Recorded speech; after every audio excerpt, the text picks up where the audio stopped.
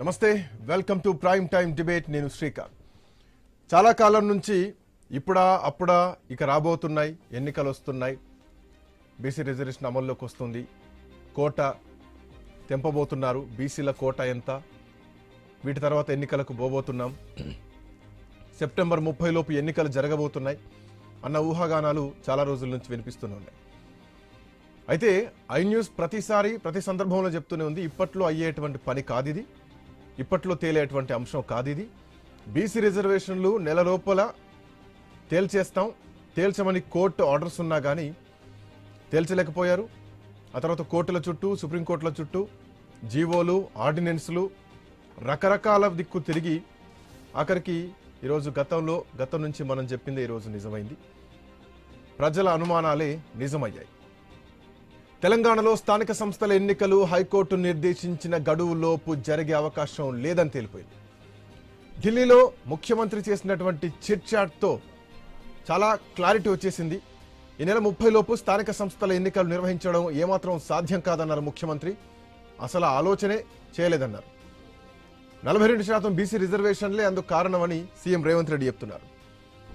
రాష్ట్ర వ్యాప్తంగా నెలకొన్నటువంటి సమస్యలు ఒక్కసారిగా రోడ్డెక్కినే ప్రజలు ప్రభుత్వాన్ని భయపెట్టాయి అన్న వాదనలు వినిపిస్తోంది. అందుకే స్థానిక సంస్థలు ఆపుతున్నారా?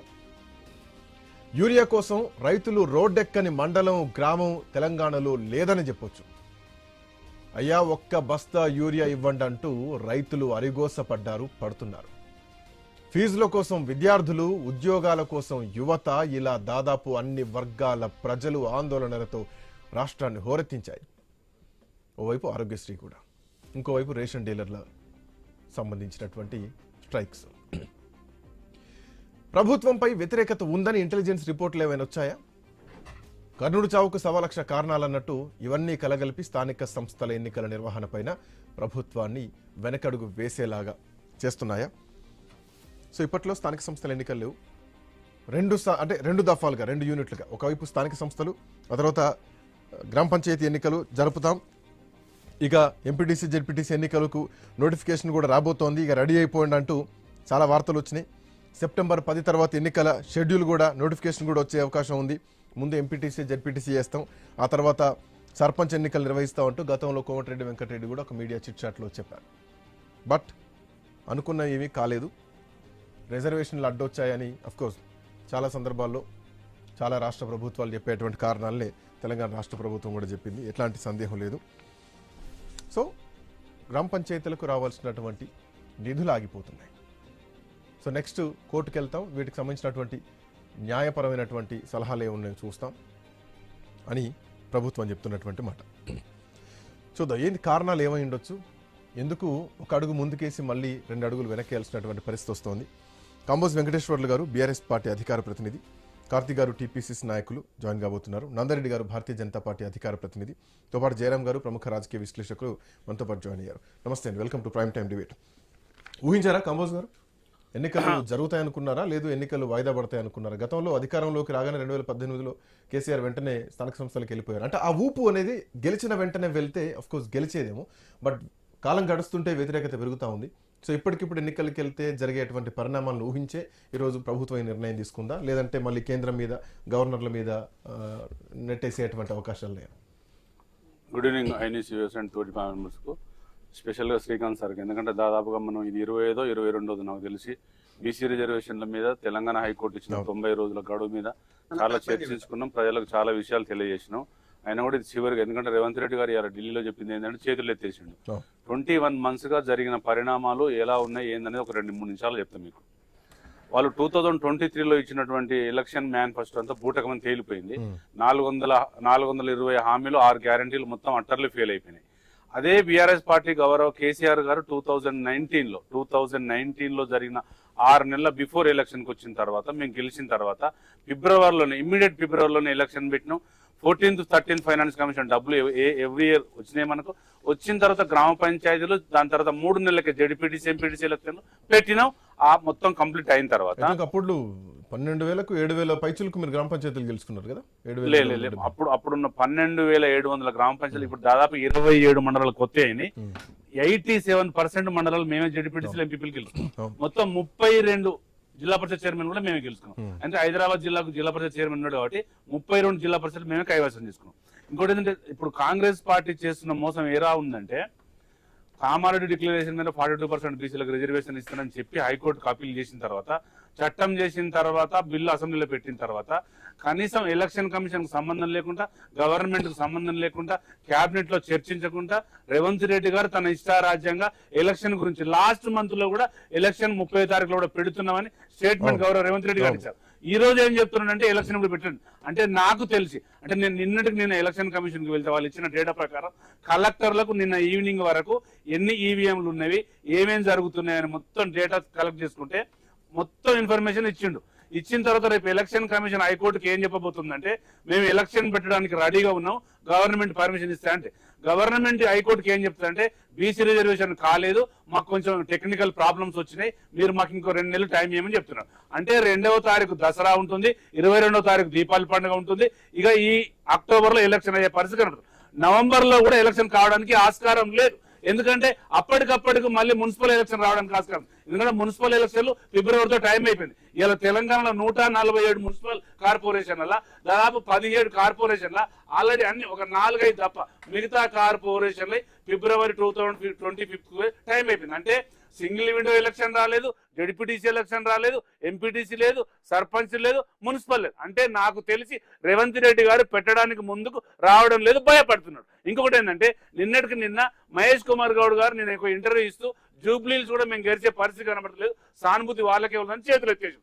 అంటే మేము ఏమంటున్నాం అంటే, జూబ్లీస్ తో పాటు ఇంకా 10 ఇప్పుడే 3 రిట్ పిటిషన్లు, 7 పార్టీ ఫిరాయింపుల చట్టం మీద సుప్రీంకోర్టులో రేపటికి మళ్ళీ నిన్న కొత్త నోటీసులు ఇచ్చిండు. ఆ నోటీసులు కనుక కరెక్ట్ లేకపోతే స్పీకర్ గారి మీద, ఇక్కడ గవర్నమెంట్ మీద మళ్ళీ మేము సుప్రీంకోర్టుకి వెళ్తాం, ఇమ్మీడియట్ మీద యాక్షన్ తీసుకోమని చెప్తాం. అంటే ఆ జూబ్లీస్ తో పాటు ఈ 10తో పాటు మున్సిపల్, లోకల్ బాడీ, సర్పంచులు, అన్ని సింగిల్ విండోలు, మున్సిపల్ ఎలక్షన్లు పెట్టే దమ్ము రేవంత్ రెడ్డికి, కాంగ్రెస్ పార్టీకి లేదని తేలిపోయింది. కానీ ఎలక్షన్ ఇక్కడ అడ్డంకి ఏంటంటే, మేము బీసీలకు 42% రిజర్వేషన్ అమలు చేయడం కోసం ఎన్నికలు దానికోసమే ఆగాల్సినటువంటి పరిస్థితి ఉంది.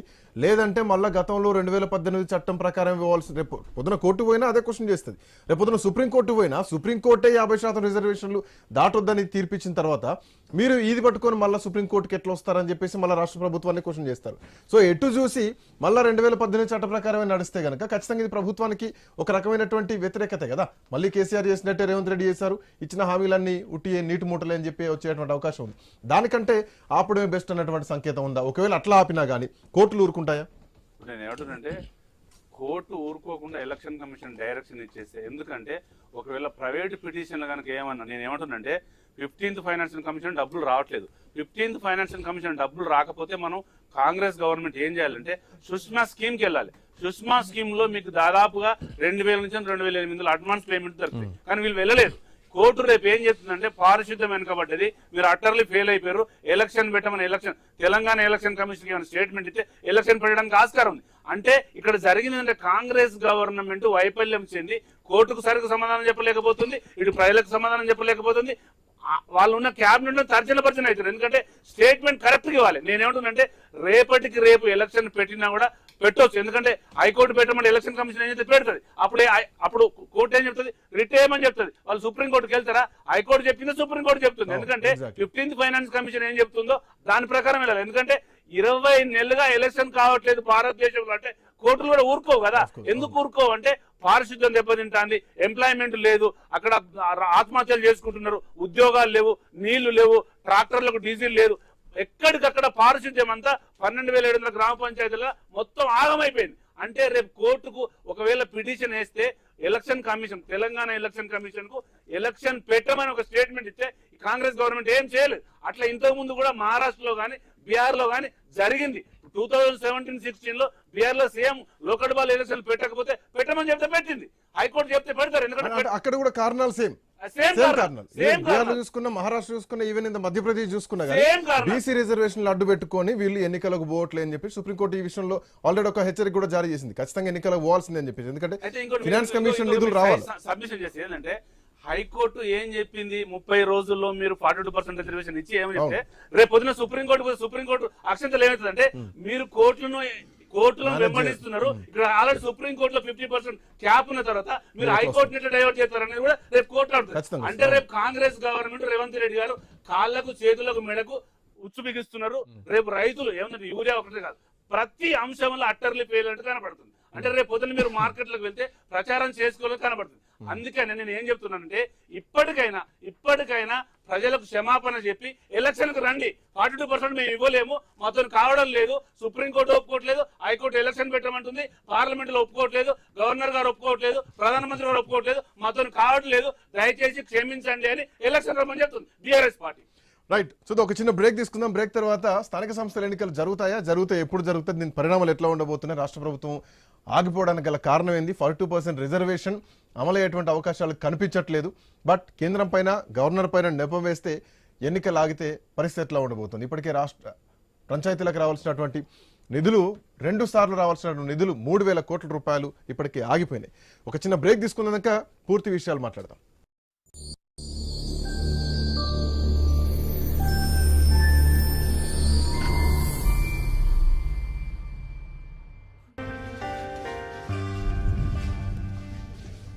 మనకి మన జీవితంలో మంచి చెడు అన్నీ తెలుసు, అయినప్పటికీ కొన్ని విషయాలను ఇగ్నోర్ చేసేస్తాం. అందుకే నేననుకున్నాను వెళ్తూ గుర్తు చేసి వెళ్దామని. దాంతో జీవితం మొత్తం ఇగ్నోర్ చెయ్యక గుర్తుంచుకుంటారని, నన్ను ఇంకా ఈ మాటలను కూడా. ఒకవేళ మీరు ఈ కారణాల్లో నుంచి దేని సంపర్కంలోకి వచ్చినా సమీపంలోని ప్రభుత్వ ఆసుపత్రిలో HIV పరీక్ష గోప్యంగా ఉచితంగా చేయించుకోండి. మీ ఇంట్లో పెళ్లి చూపులు చూస్తున్నారా? కాపు మ్యాట్రిమనీ ద్వారా చూడండి. ఇది కాపు సమాజానికి ప్రత్యేకమైన #1 మ్యాట్రిమనీ సేవ. Download Kapu matrimony app. RS brothers లో దసరా బ్లాక్ బస్టర్ స్పాట్ గిఫ్ట్లు మరియు ఆఫర్లు. ఈ దసరా షాపింగ్ తో స్పాట్ గిఫ్ట్లలో ఆశ్చర్యపోయే బహుమతులు గెలుచుకోండి. ప్రతి 2,000 రూపాయల కొనుగోలుపై స్పాట్ గిఫ్ట్స్ ఇవ్వబడును. ఇంకా మరెన్నో అద్భుతమైన ఆఫర్లు. RS Brothers family shopping mall, Telangana, Andhra Pradesh.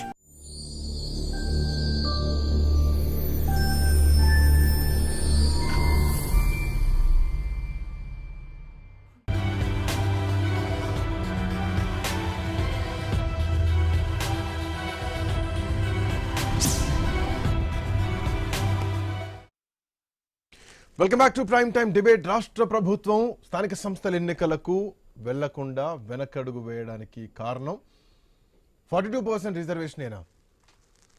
Of course వాళ్ళకు క్లారిటీ ఉంది. ముఖ్యమంత్రి ఢిల్లీ జంతర్ మంతర్ దగ్గర ధర్నా చేసినప్పుడే రేపొద్దున రాహుల్ గాంధీ ప్రైమ్ మినిస్టర్ అయితే వెంటనే 42% రిజర్వేషన్ తీసుకొస్తాం, ఈ మోడీ ప్రభుత్వంలో కావడం లేదు అని చెప్తే కాదని అర్థమైంది. చాలాసార్లు ఐన్యూస్ చర్చా వేదికల్లో కూడా ఇది ఇప్పట్లో అయ్యేది కాదు, దీని వెనకాల టెక్నికల్ అంశాలు ఎక్కువ ఉన్నాయి, లీగల్ అంశాలు ఎక్కువ ఉన్నాయి, బీసీ సంఘాలు కోర్టుకు వెళ్ళొద్దంటే వెళ్ళేటువంటి పరిస్థితి కాదు, ఖచ్చితంగా బీసీలు అందరూ ఒక దగ్గర రావాలి, కోర్టులకు ఎవరు వెళ్ళొద్దు, వెళ్తే ఇక మీ ఇష్టం మేమేం చేయలేము అని ఒక రాష్ట్ర ప్రభుత్వం ముఖ్యమంత్రి మాట్లాడుతున్నారు.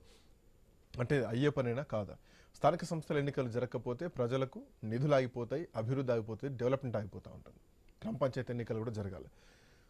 సో ఇప్పుడు ముఖ్యమంత్రి గతం నుంచి అనుకున్నట్టుగానే ఇప్పట్లో జరిపేటువంటి పరిస్థితి లేదు. గతంలో చాలాసార్లు చర్చా వేదికల్లో మన ప్రస్తావనలో రావడం జరిగింది. దసరా హాలిడేస్ ఉంటాయి, ఆ తర్వాత దీపావళి ఉంటాయి.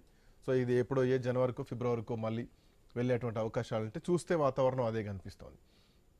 కార్తిక్ గారు ఎన్నికలకు వెళ్ళే ధైర్యం చేయడం లేదా? ఎన్నికలకు వెళ్తే ఓటమి పాలవుతారు, ప్రతిపక్షం అదును చూసి ఎదురు చూస్తోంది. సో పోయే ధైర్యం లేకనే ఈరోజు చేతులు ఎత్తేసారా? మొన్నటి వరకు కూడా నోటిఫికేషన్ వస్తుంది, ఇక మేము సిద్ధమవుతున్నాం, 30 లోపు ఎన్నికలు జరుపుతాం అన్న మీరు ఎందుకు మళ్ళీ మాట వెనక్కి తీసుకున్నారు? ముఖ్యమంత్రి చేతులు ఎత్తేసారు.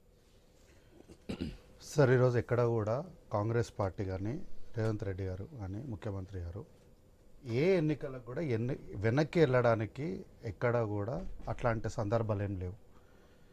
మేము మొదలే చెప్పినాం 42% రిజర్వేషన్ బీసీలకు ఇవ్వాలన్న చిత్తశుద్ధితో మేము ఉన్నామని చెప్పినట్టుగానే 42% బీసీలకు రిజర్వేషన్లు కల్పిస్తూ స్థానిక సంస్థలకు వెళ్ళడానికి మేము సిద్ధంగా ఉన్నాం. ఇంతకుముందు వచ్చినప్పుడు పెద్దలు సెప్టెంబర్ 30 వెళ్ళడానికి సిద్ధంగా ఉన్నారా? 100% ఉన్నాము. లేదని ఎక్కడన్నా కోర్టుకి చెప్పినరా, ఎక్కడని చెప్పిరా, ఎక్కడన్నా వార్తాపత్రికల్లో వచ్చిందా?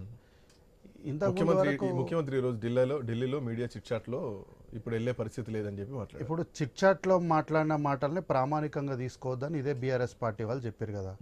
అంటే మీకైతే ఒకలాగా ఉంటుంది, కాంగ్రెస్ పార్టీకి రేవంత్ రెడ్డి గారికి అయితే ఇంకొకలాగా ఉంటుందా? ఇదే కవిత గారు ఇదే బీఆర్ఎస్ పార్టీ గురించి, ఇదే హరీష్ రావు గారి గురించి, ఇదే కల్వకుంట్ల తారక రామారావు అండ్ పెద్దలు కల్వకుంట్ల చంద్రశేఖరరావు గారి గురించి చిట్చాట్లో అనేకమైనటువంటి విషయాలు చెప్తే మీ దగ్గర ఆధారాలు ఉన్నాయా? ఏ వార్తా ఛానల్ వచ్చినా చూపెట్టండి. చిట్చాట్లో వచ్చిన మాటలు వేరు, చిట్చాట్లో మీరు చిట్చాట్లో ఏ ప్రామాణికంగా తీసుకుంటారు అని ఇదే ప్రశ్న అడిగినారు కదా. నేను కూడా అదే ప్రశ్న అడుగుతున్నా. చిట్చాట్లో తీసుకున్న దాన్ని ఏ ప్రామాణికంగా మీరు తీసుకుంటున్నారని అడుగుతున్నా నేను. హైకోర్టు ఒక మాట చెప్పింది, నెల రోజులలో రిజర్వేషన్లు ఖరారు చేయాలి, తర్వాత సెప్టెంబర్ 30 లోపు ఎన్నికలకు పోవాలి. బట్ మీరేం చేస్తారు? నెల రోజుల్లో కనీసం రిజర్వేషన్ల మాటే లేదు. ఇప్పటికీ సమయం కూడా ఆల్మోస్ట్ మనం ఎండింగ్లో వచ్చేసినాం. మీరు అన్న 30 కూడా ఇంకా 10-12 రోజులు మాత్రమే ఉంది. సెప్టెంబర్ 19 ఇవ్వాలి. ఇప్పుడు నేను వచ్చినప్పుడు పెద్దలు బీఆర్ఎస్ పార్టీ నుంచి అన్న మాట్లాడుకుంటూ ప్రజలకు క్షమాపణ చెప్పాలి మేము అని కాంగ్రెస్ పార్టీ చెప్పాలని అంటారు. ఇఫ్ ఎన్నికల దానికి అదే దానికి కారణాలు ఏం చెప్పిండ్రు అంటే బీసీ 42% మేము ఇవ్వలేము, 9th షెడ్యూల్లో తర్వాత ఏదో క్యాప్ ఉంది, ఇవన్నీ ప్రామాణికాలుగా చెప్పాలి అని అంటారు. 9th షెడ్యూల్లో చేర్చాల్సింది ఎవరు? కేంద్రంలో అధికారంలో ఉన్నటువంటి ప్రభుత్వం. మరి 9th షెడ్యూల్లో చేర్చడానికి మీకు వచ్చినటువంటి అభ్యంతరం ఏముందో ఈరోజు వరకు స్పష్టంగా ఎక్కడ ఎవ్వరు చెప్పడం లేదు. శాసనసభలో అదే పార్టీకి సంబంధించినటువంటి ఎమ్మెల్యేలు చట్టం పైన మేము అనుకూలం అని సంతకం పెడతారు, బయట అదే వాళ్ళ అధ్యక్షుడు వచ్చి మమ్మల్ని మోసం చేసిరని చెప్తారు. ఏమైనా చిన్నపిల్లల ఆటనా ఇదేమన్నా? చట్టం చదివి దాన్ని పూర్తిగా దాని విషయాలన్నీ అర్థం చేసుకోలేనంత స్థితిలో వాళ్ళ ఎమ్మెల్యేలు ఉన్నారని వీళ్ళు చెప్తున్నారా? ఒక్కరు కాదు, ఇద్దరు కాదు కదా సార్. 8 మంది ఎమ్మెల్యేలు సంతకం పెట్టిన తర్వాత మా ఎమ్మెల్యేలను నమ్మించి మోసం చేసిరని చెప్పడానికి వాళ్ళకి మనస్సాక్షి ఏముందో నాకు అర్థం కాలే. రెండవ విషయము, క్యాప్ ఉంది అని అంటున్నారు. ఎప్పుడో 1947, 1992, 1993, 1969 ఎప్పుడువో ఎందుకు? మీరు ఏ క్యాప్ ఉందని ఈ క్యాప్ ఉందని తెలియకుండానే ఈడబ్ల్యూఎస్ కోటా కింద రిజర్వేషన్లు కల్పించిండ్రా? ఏనాడైతే మీరు ఈడబ్ల్యూఎస్ రిజర్వేషన్లని ఒక కొత్త ప్రణాళికను ముందుకు తెచ్చిండ్రో ఆ రోజే మీరు 50% క్యాప్ను చెప్పినట్టుగా ఎత్తేసిండ్రు కదా. సరే ఓకే సార్, ఆ రోజు ఆ ప్రభుత్వం అప్పుడున్న పరిస్థితులు ఆ సంవత్సరాల్లో ఆ జనాభాలో ఉన్న దాని ప్రకారం తీర్పిచ్చింది. ఒక తీర్పిచ్చిన దానిపైన ఇంకొక తీర్పు ఎప్పుడు ఏ తీర్పు పైన రాలేదా అట్లా? ఇప్పుడు ఆ తీర్పును మార్చండి. ఇప్పుడున్న ప్రజల కోరికలు వేరు, ఇప్పుడున్న ప్రజల అవసరాలు వేరు. ఇవ్వండి. తమిళనాడు తరహాను మీరు ప్రతిసారి ఎగ్జాంపుల్ చెప్తున్నారు. అదే తమిళనాడు తరహా కాదు. తమిళనాడు ఎట్లా చేస్తాం? తమిళనాడు 30 ఏళ్ళలో ఒక ఫైట్ జరిగింది. బట్ తెలంగాణలో మేము చేసింది 6 నెలల్లో, సంవత్సరంలో. ఇప్పుడు మళ్ళీ ఇక్కడ కూడా 30 ఏళ్ళు పోరాటం జరగాలని చెప్తున్నారా? ఇక్కడ కూడా ఇంకో 30 ఏళ్ళు ప్రజలు వెయిట్ చేయాలా? ప్రతి ఒక్క కులంలో ఎంతమంది ఉన్నారు, ఎన్ని కులాలు ఉన్నాయి, ఒక డాటా అడుగుతున్నాం. డాటా ప్రకారం ఆ డాటా ప్రకారమే కదా సార్. ఇది మా డాటా. ఇది మేమేం కాంగ్రెస్ పార్టీ చేసిన డాటా కాదు. ఇది రాహుల్ గాంధీ గారు, సోనియా గాంధీ చేయి గుర్తు పార్టీ చేసింది కాదు. ఇది తెలంగాణ రాష్ట్ర ప్రభుత్వం చేసింది. దీన్ని మీరేమంటున్నారు? ఇది తప్పు అంటున్నారు కదా. ఓ పని చేయండి, మీరు ఇంతకన్నా మంచిది చేయండి సార్. తప్పు అని ఎవరు అనలేదు, మీరే అన్నారు. పూర్తి స్థాయిలో కాలేదు, హైదరాబాద్ లో ఇంకా కొన్ని ప్రాంతాల్లో కాలేదు, మేము చేయలేకపోయినా అని చెప్పేసి ముఖ్యమంత్రి మేమేం చెప్పలేదు. ముఖ్యమంత్రి అన్నారు అసెంబ్లీ. నేను చెప్తాను, కంటిన్యూ దాన్ని అర్థం చెప్తా నేను. దాన్ని మొత్తం చేసినప్పుడు ప్రధాన ప్రతిపక్షమైనటువంటి బీఆర్ఎస్ పార్టీ ఆరోపణ, మీరు సజెషన్ చెప్పండి నేను సభలో అడిగితే వీళ్ళు ఆరోపణ చేసారు. ఆరోపణ చేసిన తర్వాత ప్రభుత్వం ఆరోపణని కూడా ఒక సలహాగా, ఒక సూచనగా తీసుకొని టైం ఇచ్చింది. మీకు వారం 10 రోజులు టైం ఇస్తున్నాము, ఎవరెవరు మిస్ అయినారో మీరు అందరు ప్రజాపాలన కేంద్రానికి వచ్చి మీ వివరాలు సమర్పించండి అన్నారు. ఎంతమంది లైన్లలో నిలబడి వాళ్ళ వివరాలను సమర్పించారు ఒకసారి చెప్పండి. అంటే మీరు పౌరులు గారా? మీకు బాధ్యత లేదా? మీకు ఇవ్వాల్సినటువంటి మీ వివరాలను ప్రభుత్వానికి సబ్మిట్ చేయాల్సిన అవసరం లేదా? ఇప్పుడు సరే మీరు అన్నట్లుగానే ఇది పూర్తి స్థాయిలో జరగలేదు కదా. ఇది జరగనప్పుడు మీరు కేంద్రంలో ఉన్నటువంటి పార్టీగా మీరు పూర్తి స్థాయిలో మిమ్మల్ని, ఒకవేళ మీరు ఎన్నికలకు పోతున్నావు అని మీరు మాట్లాడుతున్నారు, పోయే పరిస్థితి లేదని చెప్పేసి చాలా రోజుల నుంచి వినిపిస్తోంది. రేపు పొద్దున మళ్ళీ కోర్టుకు ప్రభుత్వం పోతుంది. ఇదంతా చూస్తే కనిపిస్తుంది. ఈ రోజు మీరు వితండవాదం చేసినా గానీ జరగబోయేది స్పష్టంగా కనిపిస్తుంది. మీరు చూసిన రాజకీయాలు, ప్రతిపక్షాలు చూసిన కాంగ్రెస్ పార్టీ ప్రభుత్వం అట్లా నిర్ణయం చెప్పిన రోజు నేను చర్చలో మాట్లాడతా. ఈ రోజుకైతే కాంగ్రెస్ పార్టీ గానీ ప్రభుత్వం కానీ అట్లాంటి నిర్ణయం కానీ అట్లాంటి సమాధానం కానీ ఇక్కడ చెప్పలేదు కదా. మీకు తెలిసి సెప్టెంబర్ 30కి ఇంకెన్ని రోజులు ఉన్నాయి? ఎన్ని రోజులు ఉండాలి? 11 రోజులు సార్. సెప్టెంబర్ 30 నాకు అర్థమైంది, మీ మాట తీరు నాకు అర్థమైంది. చిట్ చాట్ లో మాటలను ప్రామాణికంగా ఎట్లా తీసుకుంటారు అని మాట్లాడుతున్నారు. ఓకే, దాన్ని యాక్సెప్ట్ చేద్దాం. చిట్ చాట్లు ప్రామాణికంగా తీసుకోవద్దు, రేపు పొద్దున మీరు ఎట్లా మాట్లాడతారని చెప్పేసి అంటారు. బట్ ఒక ముఖ్యమంత్రి ధైర్యంగా వచ్చి ఎన్నికలు కండక్ట్ చేస్తున్నామని చెప్పలేనటువంటి పరిస్థితుల్లోకి ప్రభుత్వం ఉందా? అరే కండక్ట్ చేయమని ఎక్కడ చెప్పినాం మేము? చేస్తామనే చెప్పినాం కదా. 42% రిజర్వేషన్ సెప్టెంబర్ ఇస్తామని ఇచ్చిన మాట పైన నిలబెట్టుకోవడం చేసే ప్రయత్నాన్ని కూడా మీరు తప్పంటే ఎట్లా సార్? సెప్టెంబర్ 6వ తారీఖున ఎంపీటీసీ జెడ్పీటీసీ స్థానాల వారీగా ఓట్లు పోలింగ్ కేంద్రాల ముసాయిదా జాబితాలు ప్రచురించబోతున్నారు అన్న వార్త వచ్చింది. 6-8 తారీఖు మధ్య ముసాయిదా జాబితాలపైన ప్రజల నుంచి అభ్యంతరాలు తీసుకుంటాం, వినతులు కూడా స్వీకరించబోతున్నాం. సెప్టెంబర్ 8న జిల్లా స్థాయిలో కలెక్టర్లు, మండల స్థాయిలో ఎంపీడీఓలు, రాజకీయ పార్టీల ప్రతినిధులతో సమావేశాలు నిర్వహిస్తారు. సెప్టెంబర్ 9 అభ్యంతరాలు, వినతులు పరిష్కరిస్తాం. 10న ఓటర్లు, పోలింగ్ కేంద్రాల తుది జాబితాలు ముద్రిస్తాం. అన్ని డేట్లు అయిపోయినాయి. ఇప్పటి వరకు ఏది జరగల. ఎందుకు నమ్మాలి, ఎందుకు వెనకడుగు వేస్తున్నారు అంటే కారణాలు యూరియా కోసం జిల్లాల్లో, మండలాల్లో, గ్రామాల్లో గొడవలు అవుతున్నాయి. దాని కాంగ్రెస్ పార్టీకి ఎందుకు అంటగడతారు సార్? ఒక్కసారి యూరియా కేంద్రాల దగ్గరికి పోదాం సార్. యూరియా గురించి నేను అసలు ఒప్పుకోను. యూరియా కేంద్రాల దగ్గర ఒకసారి ప్రక్షాళన చేస్తా ఉన్నారు. టీజీపీఎస్సీని పూర్తిగా ఈ రోజు ఫెయిల్ చేశారు. ఎవరు చేశారు ఫెయిల్? ఎవరు చేశారు? ఆయన అంటున్నారు కదా, కల్వకుంట్ల తారక రామారావు గారు అంటున్నారు కదా, 3 కోట్లు 5 కోట్లు అంటున్నారు కదా. ఎవరు ఆ 3 కోట్లు 5 కోట్లు ఇచ్చిన వాళ్ళు? హైడ్రా విషయంలో ఒక అడుగు ముందుకేశారు, వెనకడిగేశారు. వాళ్ళ ప్రామాణిక ఫార్మా విషయంలో ఫార్మా విలేజ్ అన్నారు, ఫార్మా క్లస్టర్లు అన్నారు, ఫార్మా క్లస్టర్లు అన్నారు. లగిచర్ల విషయంలో అక్కడ వెనక్కేశారు. రైతు బంధు, రైతు భరోసా విషయంలో మొట్టమొదటిసారి అధికారంలోకి రాగానే దాన్ని దశల వారీగా సరే అప్పుడు కొత్త ప్రభుత్వం ఏదో హనీమూన్ పీరియడ్ అనుకున్నారు, ప్రజలు కూడా అక్సెప్ట్ చేశారు. ఇప్పటికీ ఇంకా 2-3 రైతు భరోసాలు ఇంకా పెండింగ్ లోనే ఉన్నాయి. డిఏలు కూడా పెండింగ్ లోనే ఉన్నాయి. నిరుద్యోగులంతా కూడా ఈ రోజు ఇవన్నీ ఆలోచించే ఈ రోజు మీరు డిఏ పెండింగ్ ప్రధాన కారణం ఎవరు? ప్రభుత్వం. ఎవరి హయాంలో ఉన్న ప్రభుత్వం? ఏ ప్రభుత్వం? ప్రభుత్వం. వాళ్ళు ఫెయిల్ అయితే మీరు వచ్చారు, మీ ప్రభుత్వమే. ఇప్పుడు 70,000 ఆ రోజు పాత బకాయిలన్నీ పూర్తి చేస్తా ఉన్నారు, కొత్త హామీలు ఇస్తా ఉన్నారు, కొత్తగా వచ్చేటువంటి నోటిఫికేషన్లు ఇస్తా ఉన్నారు. అవును, పాత రియంబర్స్మెంట్లు కూడా క్లియర్ చేస్తా ఉన్నారు. అవును, మరి మొన్న చర్చలో వాళ్ళు ఒప్పుకున్నది దేని గురించి సార్? ఇస్తామని చెప్పినందుకు కదా వాళ్ళందరూ ప్రజలు ఒక మ్యాండేట్ ఇచ్చారు. ప్రజలు మ్యాండేట్ ఇచ్చినారు కాబట్టి కదా కూర్చోబెడితే ఈ రోజు ఇవన్నీ మీరు వెళ్ళడానికి ఉన్నటువంటి అడ్డంకులు ప్రధానంగా బీసీ రిజర్వేషన్ కూడా చెప్తున్నాయి. బీసీ రిజర్వేషన్ అడ్డం పెట్టుకొని మీరు స్థానిక సంస్థల ఎన్నికలకు పోవడం ఆపుతున్నారని మధ్యప్రదేశ్ విషయంలో, మహారాష్ట్ర విషయంలో, తెలంగాణ విషయంలో ఏం జరిగిందో చెప్పండి సార్. అన్ని ఇప్పుడు నేను చెప్పే రాష్ట్రాల్లో మొత్తం కూడా ఇవే నడుస్తున్నాయి, ఈవెన్ ద కర్ణాటక ఆల్సో. ఇప్పుడు తెలంగాణ రాష్ట్రంలో ఏంది అనేది నేను తెలంగాణ ప్రదేశ్ కాంగ్రెస్ కమిటీ నాయకుడిగా నేను ఈ తెలంగాణ రాష్ట్రం గురించి చెప్పగలను, నేను ఈ తెలంగాణ రాష్ట్రం గురించి మాట్లాడతా నేను. కాబట్టి ఈ రోజు కూడా ఎక్కడ కూడా యూరియా కేంద్రాల దగ్గరికి మనం కెమెరా తీసుకొని పోదాం. ఆ యూరియా కేంద్రాల దగ్గర ఎవరి ఫోటో ఉంటుంది? రాష్ట్ర ముఖ్యమంత్రి గారి ఫోటో ఉంటుందా? దేశ ప్రధానమంత్రి గారి ఫోటో ఉంటుందా? చెప్పమనండి.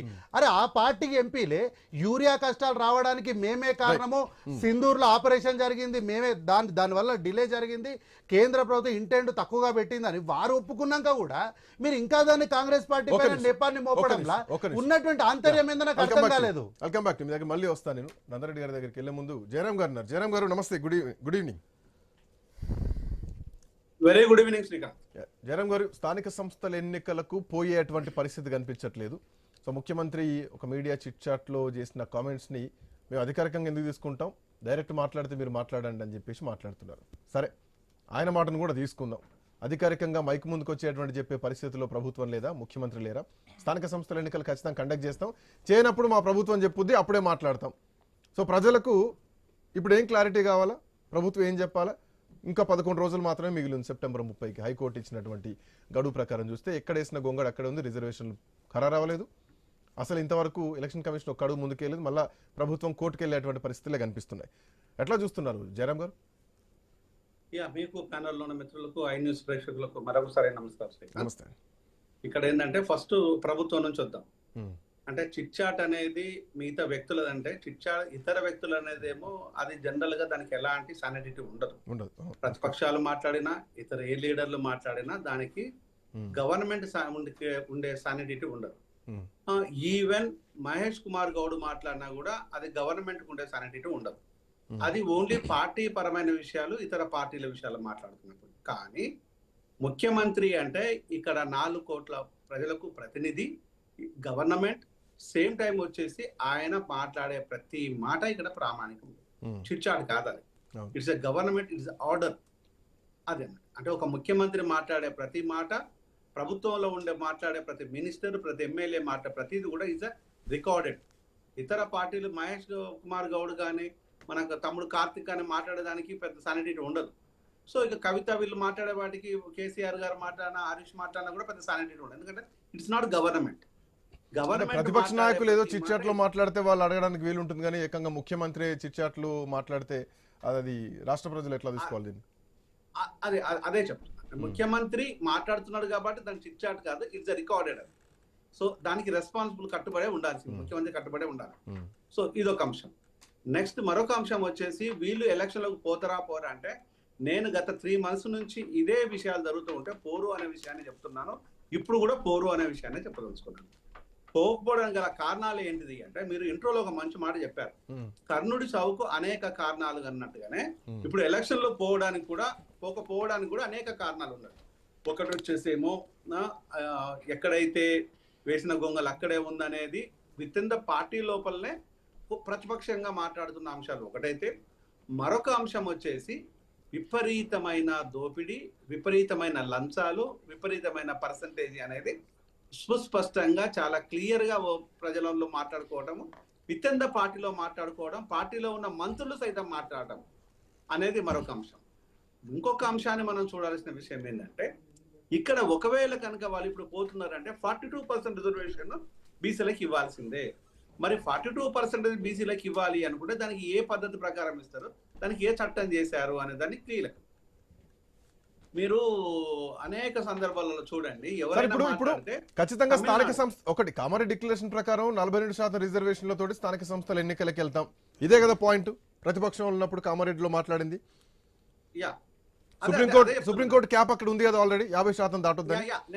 ఇక్కడ ఖచ్చితంగా 50% మించి ఇవ్వద్దు. ఒకటి 50% లోపు చేయాలంటే మళ్ళీ 2018 పంచాయతీరాజ్ చట్ట సవరణ ప్రకారం పోవాలి, ఎన్నికలకు పోవాల్సిందే. కానీ ఏ పద్ధతిలో పోతారు? 42% రిజర్వేషన్ అమలు అయ్యేటువంటి పరిస్థితి కనిపించట్లేదు తెలంగాణలో. ఇంకెన్ని రోజులు పట్టుద్దో కూడా తెలియదు. సుప్రీంకోర్టు దగ్గర కావాల్సినటువంటి డేటా ఎవిడెన్స్ లేవు, ఎంపారికల్ డేటా లేవు. దీంట్లో ఇంకా కొన్ని సవరణలు కూడా చేయాలి. ఆల్మోస్ట్ ఒక 30-32 సవరణ దీంట్లో తప్పిదాలు ఉన్నాయి, వీటిని సవరించుకోనండి, సంస్కరించాలని చెప్పేసి ఇప్పటికే కేంద్ర హోంశాఖ నుంచి కూడా కొన్ని ఆప్షన్స్ రావడం జరిగింది. సో 42% పోయే పరిస్థితి లేదు. బట్ రాష్ట్ర ప్రభుత్వం దగ్గర ఆప్షన్ ఏంది? బట్ ఖచ్చితంగా ఎన్నికలు పోవాల్సిందే, రేపు పొద్దున కోర్టులు ఉంటాయి. అదే నేను చెప్తున్నాను. ఇప్పుడు చట్టపరమైన అంశాలు తమిళనాడు కనుక మనం తీసుకున్నట్టు ప్రామాణికంగా తీసుకోవాలనుకుంటే తమిళనాడుది ఇక్కడ ఇంప్లిమెంట్ చేయడం కుదరదు, హైలీ ఇంపాసిబుల్. ఎందుకంటే అప్పుడు ఆ టైం లోపల జయలలితకు పివి నరసింహరావు గారి గవర్నమెంట్ కి ఆమె నెసెసిటీ ఉంది కాబట్టి అది 9th షెడ్యూల్లో చేర్చారు, అది అలా జరిగింది. ఇంకొకటి వాళ్ళు ప్రతి కులాన్ని దానికి సంబంధించిన సామాజిక నేపథ్యాన్ని, ఫైనాన్షియల్ గా ఉన్న కండిషన్ ని వాళ్ళు కళ్ళకు ప్రతిబింబించినట్టుగా వాళ్ళు చాలా క్లియర్ గా చెప్పారు, దాన్ని యాక్సెప్ట్ చేసింది పార్లమెంట్. కానీ ఇక్కడ అది ఏమి జరగలేదు, ఓన్లీ జనాభా లెక్కలు మాత్రమే చేశారు తప్ప మిగతాది ఏమి జరగలేదు. ఇంకొకటి కూడా చేయొచ్చు, ఒకవేళ కనుక వీళ్ళు పోవాలి అనుకున్నప్పుడు ఒక పని చేయొచ్చు, ఇది పార్టీ పరమైన రిజర్వేషన్లు తప్పితే ప్రభుత్వ పరమైన రిజర్వేషన్స్ కాదు. పార్టీ పరమైన రిజర్వేషన్స్ మీరు 42 కాదు 56 కూడా ఇవ్వచ్చు, దానికి ఎవరు అబ్జెక్షన్ చెయ్యరు. కానీ మిగతా పార్టీలు కూడా అదే బాటలో వస్తాయన్న గ్యారెంటీ ఏంటి? అది వాళ్ళు రాని రాకపోని ఇక్కడ చేసింది మీరేమంటున్నారు, మేము చేశాము భారతదేశం లోపల, తెలంగాణ ఇక్కడ ఒక మోడల్ అంటున్నారు. తెలంగాణ మోడల్ 56 ఇవ్వకూడదని రూల్ ఏమన్నా ఉందా? పార్టీ పరంగా అయితే ఏం పర్లేదు, చాలా రోజుల నుంచి పార్టీ పరంగా చర్చ కూడా జరిగింది. తమిళనాడులో రిజర్వేషన్స్ 69% ఇప్పుడు ఇస్తున్నారు వాళ్ళు. 69 రిజర్వేషన్ అంటే ఎస్సీ మీకు ఒక ఎగ్జాంపుల్ చెప్తాను, ఎస్సీల 15% తో పాటు అరుంధతియ అంటే ఇక్కడ మాదిగలుగా పిలిచే దాన్ని అక్కడ అరుంధతియా పిలుస్తారు, వాళ్ళకు 3% అడిషనల్ గా యాడ్ చేశారు. అంటే ఆ జనాభాను చూసుకొని ఆ జనాభా లెక్కల ప్రకారం యాడ్ చేశారు, దానికి ఎవరు అభ్యంతరం. అంటే మనము పార్టీ పరమైన అంశాలు ఇక్కడ విద్యా ఉద్యోగాలలో కాదు వీళ్ళు ఇచ్చేది, ఓన్లీ స్థానిక సంస్థల ఎలక్షన్ లో మాత్రమే ఇస్తున్నారు, అది మనం గుర్తుపెట్టుకోవాలి. దానికి బిల్స్ రెండు ప్రిపేర్ చేసింది రాష్ట్ర ప్రభుత్వం, 2 బిల్లు స్థానిక సంస్థలు విద్యా ఉద్యోగాలు. కాబట్టి ఇక్కడ మీరు పోవాల్సింది ఏంటి, ఫస్ట్ మీరు వెళ్లాల్సింది ఏంటిది స్థానిక సంస్థల ఎలక్షన్లు. దానికి ఎవరికి అభ్యంతరం లేదు, ఏ పార్టీ ఎంత ఇచ్చుకోవచ్చు. మీరు మోడల్ అంటున్నారు కాబట్టి మోడల్ ని మీరు ఒక రెస్పెక్టివ్ గా ఉండాలి, రోల్ మోడల్ గా ఉండాలి కాబట్టి మీరు ఇవ్వండి, వద్దంటారు ఎవరు. అంటే ఇక్కడ దీంట్లో అంటే మీ దగ్గర నుంచి ఇంకొక పాయింట్ ఎక్స్పెక్ట్ చేసిన, అది కూడా డిస్కస్ చేద్దాం. ఒక చిన్న బ్రేక్ తీసుకుందాం, బ్రేక్ తర్వాత debate will be continued.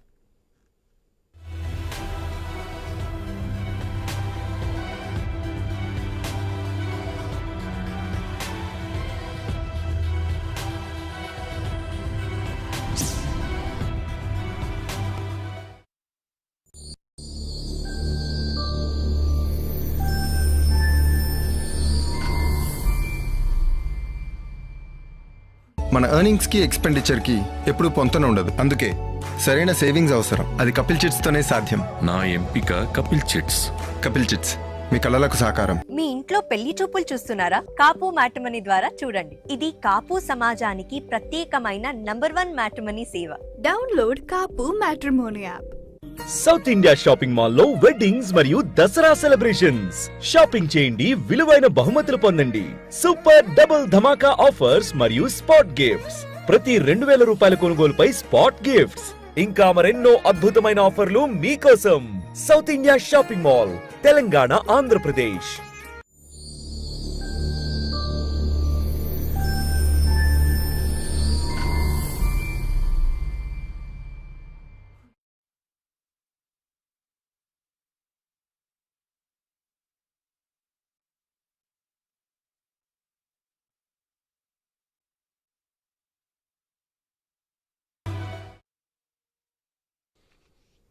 Welcome back to prime time debate. So మొన్న అసెంబ్లీ సమావేశాలు జరిగినప్పుడు తెలంగాణలో 42% రిజర్వేషన్ అమలయ్యేటువంటి అవకాశం ఉంది. మంత్రి సీతక్క కూడా ఆ బిల్లును సభలో ప్రవేశపెట్టడం జరిగింది. దీని తర్వాత స్థానిక సంస్థల ఎన్నికల్లో రిజర్వేషన్ కల్పిస్తూ చట్ట సవరణ కూడా ప్రతిపాదిస్తున్నామంటూ కూడా చెప్పడం జరిగింది. పురపాలకు కానీ పంచాయతీరాజ్ చట్ట సవరణ చేస్తూ ఇక ముందుకెళ్తాం. దీనికి ఎంఐఎం కూడా మద్దతు ఇవ్వడం జరిగింది. అటు బీఆర్ఎస్ పార్టీ కూడా మద్దతు ఇచ్చింది. కానీ 9వ షెడ్యూల్లో చేరిస్తేనే ఏమన్నా ఉపయోగం ఉంటుంది, లేదంటే ముందుకెళ్ళేటువంటి అవకాశం లేదు అన్నది మొదటి నుంచి తెలిసినటువంటి అంశమే, మాట్లాడుతున్నటువంటి అంశమే.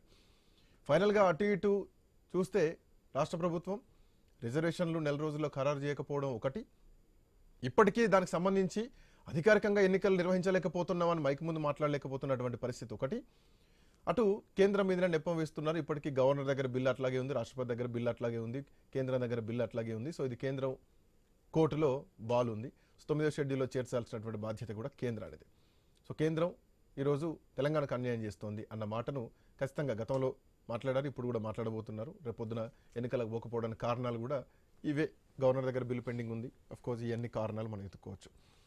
నందరెడ్డి గారు మీ వైపే చూపిస్తున్నాయి వేళ్ళని. రాష్ట్ర ప్రభుత్వం చూపుడు వేలు మీ వైపే చూపించబోతోంది. ఈరోజు చిట్ చాట్ కావచ్చు, రేపొద్దున డైరెక్ట్గా వచ్చి మాట్లాడతారు. ఇది ఒక లీక్ అయితే కనిపిస్తుంది. నేనేమంటున్నా శ్రీకాంత్ గారు, అసలు కాంగ్రెస్ పార్టీ తెలంగాణ రాష్ట్రంలో అనుకోకుండా అధికారంలోకి వచ్చినది. అనుకోకుండా అధికారంలోకి వచ్చినటువంటి ఒక రేవంత్ రెడ్డి గారు ఏమనుకున్నారంటే, గతంలో కేసీఆర్ రాష్ట్రాన్ని టీఆర్ఎస్ పాలిస్తున్నప్పుడు అక్కడ అసెంబ్లీలో తవ్వినటువంటి ఒక వజ్రవడ్డీరాలు బాగా ఉన్నాయి, వాటన్నిటిని బయటకు తీస్తే అలా బిందెలు ఉన్నాయి అనుకుని వచ్చినటువంటి ఒక రేవంత్ రెడ్డి గారు అనుకోకుండా వచ్చారు.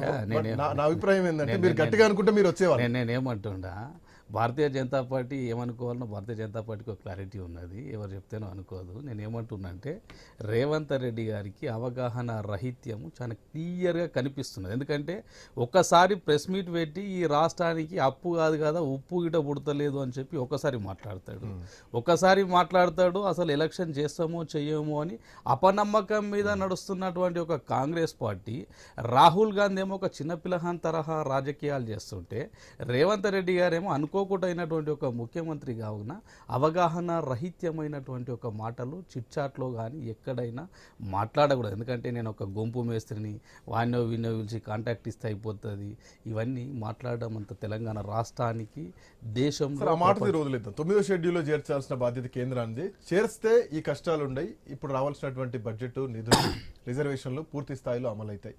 తర్వాత కోర్టులు ఏముంటాయి, న్యాయ సమీక్షలు ఏముంటాయి అంటే తమిళనాడు చూస్తున్నా, బీహార్ చూస్తున్నా. సెకండ్ థింగ్, 9వ షెడ్యూల్లో చేర్చకపోవడానికి కేంద్రం ఉంది బాధ్యత. నేనేమంటున్నా, అసలు నీ కులగరనే సరైనటువంటి ఒక దిశలో జరగకపోతే నువ్వే ప్రెస్ మీట్ పెట్టి కాంగ్రెస్ పార్టీ మంత్రులు, కాంగ్రెస్ పార్టీ ఎమ్మెల్యేలు, కాంగ్రెస్ పార్టీ మినిస్టర్లు ఈ రాష్ట్రంలో ప్రెస్ ముందటికి వచ్చి ఈ రాష్ట్ర ప్రజలు కులగణనకు సర్వేకు సహకరించలేరు, మొత్తం మంది పాల్గొనలేరని ఏ పార్టీ వాళ్ళు చెప్పినారు శ్రీకాంత్ గారు?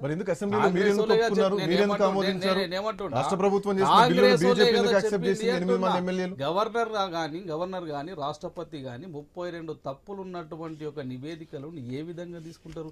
ఎందుకు సర్దిద్దలేకపోయినావు? నువ్వు 6 నెలల సమయాన్ని వృధా ఎందుకు చేస్తున్నావు అంటే కాంగ్రెస్ పార్టీ ఇది అంటే ఇందాక కార్తిక్ గారు మాట్లాడినట్టు చాలా టెక్నికల్ గా, మీరు కూడా అదే టెక్నికల్ గా మీరు దీన్ని అధికారికంగా చెప్పండి. ఇన్ని తప్పులు ఉన్నాయి దీంట్లో, ఈ తప్పులు సవరించుకోండి, మేము యాక్సెప్ట్ చేస్తాం.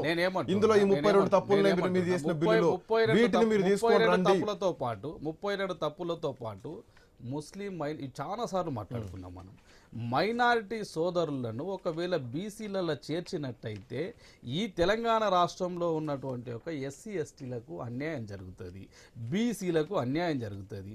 హైదరాబాదులో ఉన్నటువంటి ఒక గ్రేటర్ సీట్లలో కనీసం ఒక 30 బీసీ సీట్లు మైనారిటీలకు పోయేటటువంటి ఒక ఛాన్స్ ఉంటుంది. తెలంగాణ రాష్ట్రంలో బిల్లులో ఎక్కడ ముస్లింలకు 10% అన్నది లేదు. నేనేమంటున్నా, మీరు ఇది రాంగ్ వర్డ్. నేను ఖచ్చితంగా నేనేమంటున్నా, ఒకవేళ కాంగ్రెస్ పార్టీ బిల్లులో లేదు. కార్తీక్ గారు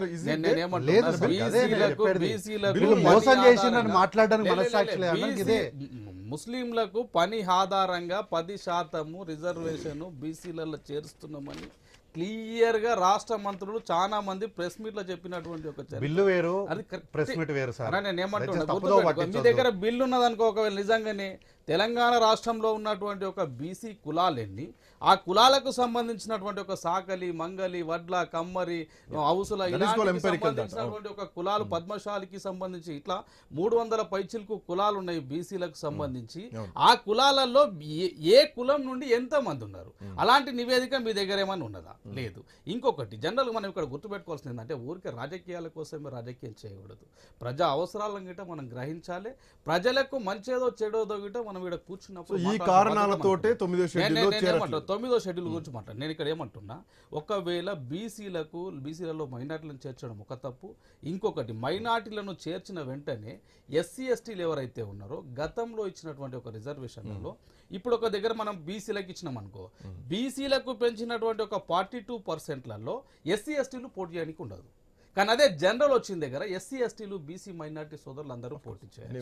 కావున ఈ కోటా ద్వారా ఎస్సీ ఎస్టీలకు మనం నష్టం చేసిన వాళ్ళం అవుతుంది. అంటే ఈ రాష్ట్రంలో ఇప్పటికిట అట్టడుగు వర్గాన ఉన్నటువంటి ఒక ఎస్సీ ఎస్టీలను కాపాడుకోవాల్సినటువంటి ఒక బాధ్యత ఈ రాష్ట్ర ప్రభుత్వాన్ని, ఈ దేశ ప్రభుత్వం తప్ప ఊరికే మనం ఏదో టీవీలలో మాట్లాడి లేదు అనుకుంటే కాంగ్రెస్ పార్టీ.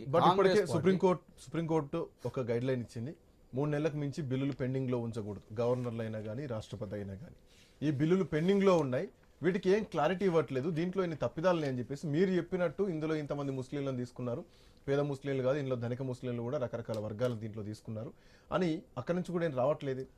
అక్కడ బిల్లులో కూడా లేదు కదా. నేనేమంటుండా, బిల్లులో లేదు అని నువ్వు నేను అనుకుంటే కుదరదు. బిల్లు తీసుకొచ్చి కాంగ్రెస్ సోదరుని ముంగట పెట్టుకోండి, అందులో ఏమున్నది సార్. లేకపోతే మీరు చెప్పండి, బిల్లులో ఇది ఉందని మీరు చెప్పండి. వాళ్ళు చెప్పలేకపోతున్నారు కదా. సరే, వాళ్ళు మోసం చేస్తుంటే బిల్లులో ఈ అంశం ఉంది, ఈ అంశం ఉంది కాబట్టి మేము దీన్ని రిజెక్ట్ చేస్తున్నాం అని చెప్పేసి మళ్ళీ రాష్ట్ర ప్రభుత్వం బిల్లులో 32 తప్పుల తడాకలు ఉన్నాయి. ఈ రాష్ట్రంలో కునగణనే సరిగా జరగలేదు. కనీసమైనటువంటి ఒక అవగాహన రాహిత్యంతో చేసినటువంటి ఒక ఏదైతే వాళ్ళు సర్వే చేసిరో, ఈ సర్వేలో రాష్ట్రంలో ఉన్నటువంటి ఒక ప్రజలందరూ పాల్గొనలేదని వాళ్ళే చెప్పినటువంటి ఒక సంఘటన. 10% ముస్లింలకు రిజర్వేషన్ కలుపుతున్నాం బీసీలని వాళ్ళే చెప్పినటువంటి ఒక చరిత్ర. అన్ని వాళ్ళే చెప్పి ఇప్పుడు వాళ్ళ మీదకి స్థానిక సంస్థలు బీజేపీని ముందు పెట్టే మీ తప్పిదాన్ని చూపించే వీళ్ళు ముందుకెళ్తారు. కోర్టుకు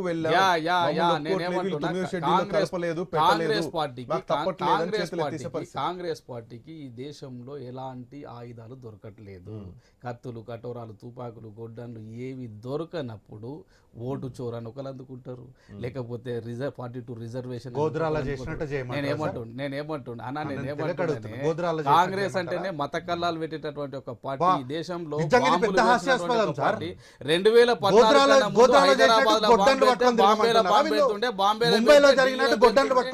రకరకాలైనటువంటి ఒక అల్లర్లు కాంగ్రెస్ పార్టీ మత కల్లాలు పెట్టినటువంటి ఒక పార్టీ. కులాల పంచాయతీ పెట్టిన ఈ దేశంలో 2014 నుండి ఇప్పటి వరకు ఎక్కడైనా బాంబు వేలిందా, ఎక్కడైనా మత కల్లాలు జరిగినాయా అంటే ప్రజలను విభజించు పాలించు అనేటటువంటి ఒక దిశగా కాంగ్రెస్ పార్టీ ఆలోచన చేస్తుంది. వాళ్లకు భారతీయ జనతా పార్టీ తీసుకొస్తున్నటువంటి ఒక సంక్షేమ ఫలాల మీద, భారతీయ జనతా పార్టీ తీసుకొస్తున్నటువంటి ఒక సంక్షేమ ఫలాల మీద కాంగ్రెస్ పార్టీకి వశపోక వాళ్ళు ఏం చేయాలనో అర్థం అవుతలేదు. ఈ రోజు జిఎస్టీ తగ్గించినాం రైతాంగానికి, పేద ప్రజల కోసం. ఈ రోజు జిఎస్టీని ఒక్కొక్కటి 18% నుండి 5% కు, 12% నుండి 3% కు, 28% నుండి 18%. పేద ప్రజలు నేనేమంటున్నా, ఒకప్పుడు కాంగ్రెస్ పార్టీ దేశంలో అధికారంలో సెంట్రల్ ట్యాక్స్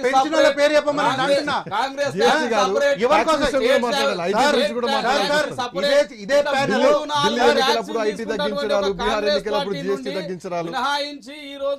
ఒక్క నిమిషం, రైట్. ఇక అంశం మీరు అఫ్కోర్స్ మన టాపిక్ ఇంకా డివేట్ అవుతుంది. కాంబోజ్ గారు ఇప్పుడు రాష్ట్ర ప్రభుత్వం ఎన్నికలకు పోతే 42% పోయే పరిస్థితి లేదు. వీళ్ళు సుప్రీంకోర్టుకి వెళ్ళినా కానీ సుప్రీంకోర్టే మళ్ళీ కోర్టులను డైవర్ట్ చేస్తున్నారు. మీరు ఆల్రెడీ రాష్ట్ర ప్రభుత్వం ఒక గైడ్ లైన్ ఇచ్చి దాన్ని ఎందుకు ఫాలో కాలేదని చెప్పేసి చెప్పే పరిస్థితి ఖచ్చితంగా ఉంటుంది. సో ఇప్పుడు మళ్ళీ 2018 ప్రకారం కేసీఆర్ చేసినట్టే స్థానిక సంస్థలకు వెళ్ళేటువంటి అవకాశం ఉంటుందా? అది వెళ్తే ప్రభుత్వం ఏం చెప్పుకొని ముందుకెళ్ళాలా? నేను ఏమంటున్నానంటే శ్రీకాంత్ గారు మీరు మంచి క్వశ్చన్ వేశారు. గవర్నమెంట్కు ఇప్పుడు 2018 చట్టం కూడా పనిచేయట్లేదు. ఎందుకంటే కొత్త మండలాలు అయినాయి, కొత్త గ్రామ పంచాయతీలు అయినాయి, కొత్త డివిజన్లు అయినాయి. ఇప్పుడు రొటేషన్ పద్ధతి ఉంటుంది. 10 ఏళ్ళు బీసీ ఉంటే మళ్ళీ ఒకసారి ఎస్సీ వస్తుంది, ఒకసారి 10 ఏళ్ళు ఎస్సీ ఉంటే ఒకసారి మళ్ళీ ఎస్టీ వస్తుంది, ఓసీలకు జనరల్ లో మళ్ళీ బీసీ వస్తుంది. ఈ రొటేషన్ తీసేయాల్సిన పద్ధతి గవర్నమెంట్ మీద ఉంది. ఇంకొకటి ఏంటంటే మనం చాలా విషయాలు కొత్త విషయాలు మాట్లాడుకున్నప్పుడు ఈ విషయాలు ఇప్పుడు రావు. ఇప్పుడు గౌరవ మన కార్తిక్ గారు ఏం చెప్పారంటే 30 సెప్టెంబర్ లోపల నోటిఫికేషన్ వస్తుందని చెప్పారు. పెట్టండి, మీరు 3 రోజులు నోటిఫికేషన్ ఇచ్చండి, ఎల్లుండి ఎలక్షన్ పెట్టండి, మేము స్వాగతిస్తాం. కానీ నేనేమంటుందంటే కొత్త గ్రామ పంచాయతీలకు, కొత్త డివిజన్లకు, కొత్త మండలాలకు రొటేషన్ పద్ధతిగా ఎలక్షన్ కమిషన్ నోటిఫికేషన్ ఇచ్చినాక 13 నుంచి 15 రోజులు టైం ఇచ్చి ఉన్న వాస్తవాలు చెప్పండి అని ప్రజలకు నోటిఫికేషన్ ఇస్తారు కదా. ఆ 15 రోజులు ప్లస్ ఎలక్షన్కి 20 రోజులు అంటే 45 డేస్ టైం ఇవ్వాలి కదా. మీరు 30వ తారీఖు ఎలక్షన్ లోపల ఎట్లా పెడతారు? రేవంత్ రెడ్డి గారు చెప్పింది కూడా తప్పే అని గౌరవ కార్తిక్ గారు చెప్పారు. ఇంకొకటి ఏంటంటే నేను క్షుణ్ణంగా మీకు విషయాలు చెప్తున్నా. 9th షెడ్యూల్లో చేర్చాలంటే 32 తప్పులు ఏమేమి జరుగుతున్నాయండి ఇక్కడ మీరు వినాలి.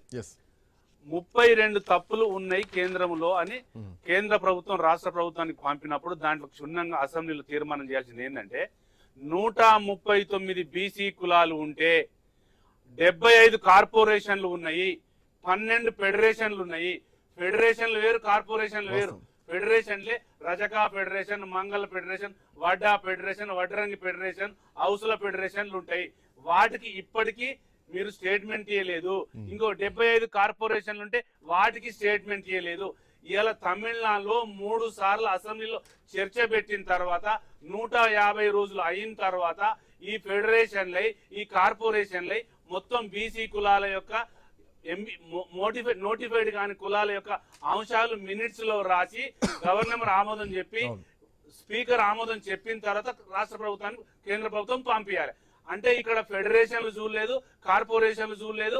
40-50 ఏళ్ల కాలి కాంగ్రెస్ పార్టీ పరిపాలించిన తప్పదాలే మళ్ళీ పంపించారు. అంటే నేనేమంటే ఇలా ఫెడరేషన్లకు, బీసీ కార్పొరేషన్లకు, బీసీలకు 42% నష్టం జరిగింది. ఎక్కడ జరిగిందంటే బీజేపీ 11 ఏళ్ళు పరిపాలించింది, 66 ఏళ్ళు కాంగ్రెస్ పరిపాలించింది. అంటే సాగలు, మంగళలు, డక్కలు, సింధులు, పిచ్చకుండలు ఇలా అందరూ ఒడిరలు, హౌసులు, ఒడ్డలు అంతా దూరంగా ఉండాలి, అర్జునులు దూరంగా ఉండాలి. మేము పరిపాలిస్తాం, 42% మేము ఇస్తామని మీరు చెప్తారు. మీరు తేరు ఎట్లా చేస్తారో మేము చెప్తే కూడా మీరు వినరు. ఇంకోటి ఏంటంటే సరే మీరు 42% ఇవ్వలేరు కదా. ఒకసారి మీరు ఏమంటుండే టీఆర్ఎస్ పార్టీ మీరు స్టేట్మెంట్ ఏమిస్తుంటే సరే మీరు 42% ఇవ్వలేరు కదా, ఇంకా 16 ఇంకా 2-3 మినిస్టర్లు ఇవ్వాలి, వాటిని ఇవ్వండి. రేవంత్ రెడ్డి గారు ప్రధానమంత్రి అవుతారంటే ఎవరు చెప్తున్నారు? రేవంత్ రెడ్డి గారు ప్రధానమంత్రి పదవి పోతే ఇక్కడ ముఖ్యమంత్రి అన్న బీసీలేకి ఇవ్వండి, అట్లనే చేయండి, అట్లనే మాకు న్యాయం జరుగుతుంది అని అంటారు. ఇంకొకటి 42% ఇవ్వలేని పక్షంలో ఈ 42% ఇవ్వలేరు. పార్టీ పరంగా అంటే 42 పరంగా మీరే అన్ని పార్టీలు ఆల్రెడీ 70% జడ్పీటీసీలకు, ఎంపీటీసీలకు, సర్పంచ్లకు ఆల్రెడీ ఇస్తే దానం చేసినట్టు హక్కుగా వస్తే చట్ట ప్రకారం వచ్చింది. అదే చెప్తున్నాను. ఏమంటున్నానంటే ఇప్పటికీ 80 ఏళ్ల స్వాతంత్రంలో ఒక వార్డు మెంబర్ కాని కులాలు 58 ఉన్నది. నేనేమంటున్నంటే ఇవాళ రేవంత్ రెడ్డి గారు బీఆర్ఎస్ పార్టీ, కాంగ్రెస్ పార్టీ ఇచ్చిన అమలు ఎట్లా జరగాలంటే చట్టం రావాలి. మీరు ఒక గవర్నమెంట్ జీవో తీసుకొస్తే మేము ఒక చట్టం 29 జీవో తీసుకొచ్చినాం, మేము 33% బీసీలకు తీసుకొస్తామంటే కాంగ్రెస్ సర్పంచ్ గారు, కాంగ్రెస్ జడ్పీటీసీ గారు హైకోర్టుకు పోయారు, మమ్మల్ని హైకోర్టులో ఓడగొట్టారు. సరే ఇది దీని తత్పరమైన చూద్దాం, మేము సుప్రీంకోర్టుకు పోతే సుప్రీంకోర్టులో కూడా ఓడగొట్టింది కాంగ్రెస్ పార్టీ. మళ్ళీ కాంగ్రెస్ పార్టీ ఏం చేస్తుంది? మేము 42%. మీరేమనుకుంటారు? ఎందుకు ఎన్నికలకు ముందుకు రాలేదనుకుంటున్నారు? నేను చెప్తున్నా కదా సార్, కాంగ్రెస్ పార్టీ ఎలక్షన్ కు రాకపోవడానికి కారణం ఒక్కటే. ఇవాళ 33 జిల్లా పరిషత్ చైర్మన్లు, 1100 సింగిల్ విండో చైర్మన్లు, 1200 పై చిల్కు 12,700 పై చిల్కు సర్పంచ్లు మా చేతుల్లో లేరు. మేము వేస్తే ఓట్లు మాకు పడవు, వాళ్ళు తప్పించుకొని వెళ్ళిపోతున్నారు. వ్యతిరేకత ఉంది కాబట్టి ఎన్నికలకు ఓట్లు 100% వ్యతిరేకత. బట్ వ్యతిరేకత అనేది ఒకటిసారి పెరిగితే అది పెరుగుతూనే ఉంటుంది తప్ప తరగదు. కేసీఆర్ ప్రభుత్వం మీద ఫస్ట్ 5 years వేరు, వచ్చేటువంటి 5 years వేరు. ఈ 5 yearsలో స్టెప్ బై స్టెప్ చాలా అంశాలు వచ్చినాయి. దళిత బంధువులు ఎమ్మెల్యేలు 10% తీసుకుంటున్నారన్నారు, 3 లక్షలు తీసుకుంటున్నారు, చాలా కారణాలు వచ్చాయి. అది పెరుగుతూ మహావృక్షం అయిపోయింది. ఆఖరికి ప్రజలు కూలగొట్టారు. బట్ ఇది తగ్గే అవకాశాలు ఉండకపోవచ్చా ప్రభుత్వం వాళ్ళ చేతిలో? మేము ఒకటి చెప్తాను మీకు, 2019లో ఎంపీ ఎలక్షన్ అయింది సార్. అవును. మా ఎలక్షన్ అయిన తర్వాత కానీ మాకు అప్పుడు 11 ఎంపీలకు వెళ్ళి మేము 8 ఎంపీలకు వచ్చినాం. ఓడిపోయినాం మేము. కాంగ్రెస్ కు 4 వచ్చినాయి. ఆయన కూడా ఎలక్షన్ ఇప్పుడు బీఆర్ఎస్ ఉన్నా బీజేపీ ఉన్నా కాంగ్రెస్ ఉన్నా కూడా లోకల్ బాడీ ఎలక్షన్లు పెడితే పారిశుద్ధ్యం మీద, ఫండ్స్ రేజింగ్ మీద, సిస్మా మీద, గ్రామ పంచాయతీ లైట్లకు, కరెంటుకు, వాటర్ కు, ఈ హరితారానికి మొత్తం అన్నిటికి నీళ్ళు మనకు 1400 కోట్లు వస్తాయి సార్ ఒక సింగిల్ బిట్ లో. 22,800 కోట్లు ఈ 2 సంవత్సరాల కానీ మనకు తగ్గుతున్నాయి. ఆ ఇమ్మీడియట్ డబ్బులు వస్తే గవర్నమెంట్ కూడా బడన్ పట్టదు కదా. గ్రామ పంచాయతీల్లో డైరెక్ట్ కేంద్ర ప్రభుత్వం నిధులు వస్తే సర్పంచ్లకు వెసులుబాటు ఉంటుంది, అన్ని వాడుకోవడానికి ఉంటుంది, సీసీ రోడ్లు వేయడానికి ఉంటుంది, నీళ్లకు వస్తుంది, వాటర్ కు వస్తుంది, పారిశుద్ధ్యం మీద వస్తుంది, గ్రామ పంచాయతీలకు డబ్బులు ఇవ్వచ్చు, వర్గాలకు డబ్బులు ఇవ్వచ్చు. నేనేమంటున్నానంటే అన్ని పార్టీలకు పక్కన పెట్టి మీరు ఎలక్షన్ పెట్టమంటున్నాను నేను. అది కూడా కావట్లేదంటే రేపు హైకోర్టు గ్రామ పంచాయతీకైనా పోవచ్చు. ఇప్పుడు జడ్పీటీసీ ఎంపీటీసీ మీరు పక్కన గుర్తులు ఉంటాయి, సైకిల్ గుర్తు, కారు గుర్తు, చేయి గుర్తు ఉంటాయి. మరి సర్పంచ్లకు గుర్తులు అయ్యా ఎందుకు పెట్టట్లేదు? అవి బెటరు, ఇవి better, single window better. Karthik గారు ఒకటే పాయింట్, వ్యతిరేకత ఉంది, గ్రామ స్థాయి నుంచి వ్యతిరేకత ఉంది కాబట్టి ఇప్పుడు ఎన్నికలకు పోవడానికి ప్రభుత్వం వెనకాడుతోంది. ఇదే ప్రధానంగా బీఆర్ఎస్ పార్టీ చెప్తోంది. ప్రజల్లో కూడా వ్యతిరేకత ఉంది కాబట్టి మీరు ధైర్యం చేయలేకపోతున్నారు ఎన్నికలకు వెళ్ళడానికి. సార్ ఒక వ్యతిరేకత ఉంది అని వీళ్ళు వాదిస్తున్నారు కదా, ఏ విషయంలో వ్యతిరేకత ఉందో మీరు చెప్పండి నాకు, నేను పాయింట్ చెప్తాను. ఏ విషయంలో ఏమంటున్నా ఒక్క దిశ కాదు అసలు టీఆర్ఎస్ పార్టీ నేను ఆన్సర్ చెప్పాను, క్వశ్చన్ అడుగుతా, ఆన్సర్ చెప్పానండి. టీఆర్ఎస్ పార్టీ కానీ కాంగ్రెస్ పార్టీ కానీ 2 పార్టీలు కలిసి చేసినటువంటి ఒక గ్రామాల విధ్వంసము అంతా ఇంత కాదు. సర్పంచులు కానీ, ఎంపీటీసీలు కానీ, జడ్పీటీసీలు కానీ, చిన్న తరహా కాంట్రాక్టర్లు కానీ టీఆర్ఎస్ పార్టీలో 10 సంవత్సరాలు చేసినటువంటి ఒక పనులకు బిల్స్ రాక, కమిషన్లు కట్టలేక, వడ్డీలు కట్టలేక నడ్డి విరిసి, చిన్న స్థాయి నాయకుల నడ్డి విరిసి, గ్రామాలలో లీడర్షిప్ లేకుండా చేసినటువంటి ఒక టీఆర్ఎస్ పార్టీ అరకరొక పెట్టినటువంటి ఒక పెండింగ్ బిల్లు వీళ్ళు 20%, 15% దండుకొని గిట్ట బిల్లులు ఇవ్వలేనటువంటి ఒక పరిస్థితిలో కాంగ్రెస్ పార్టీ ఉన్నది. స్థానిక ఆరోపణలు చేయడం తప్ప మీకు ఇంత భయం ఎందుకు అంటున్నా, ఇంత భయం ఎందుకు?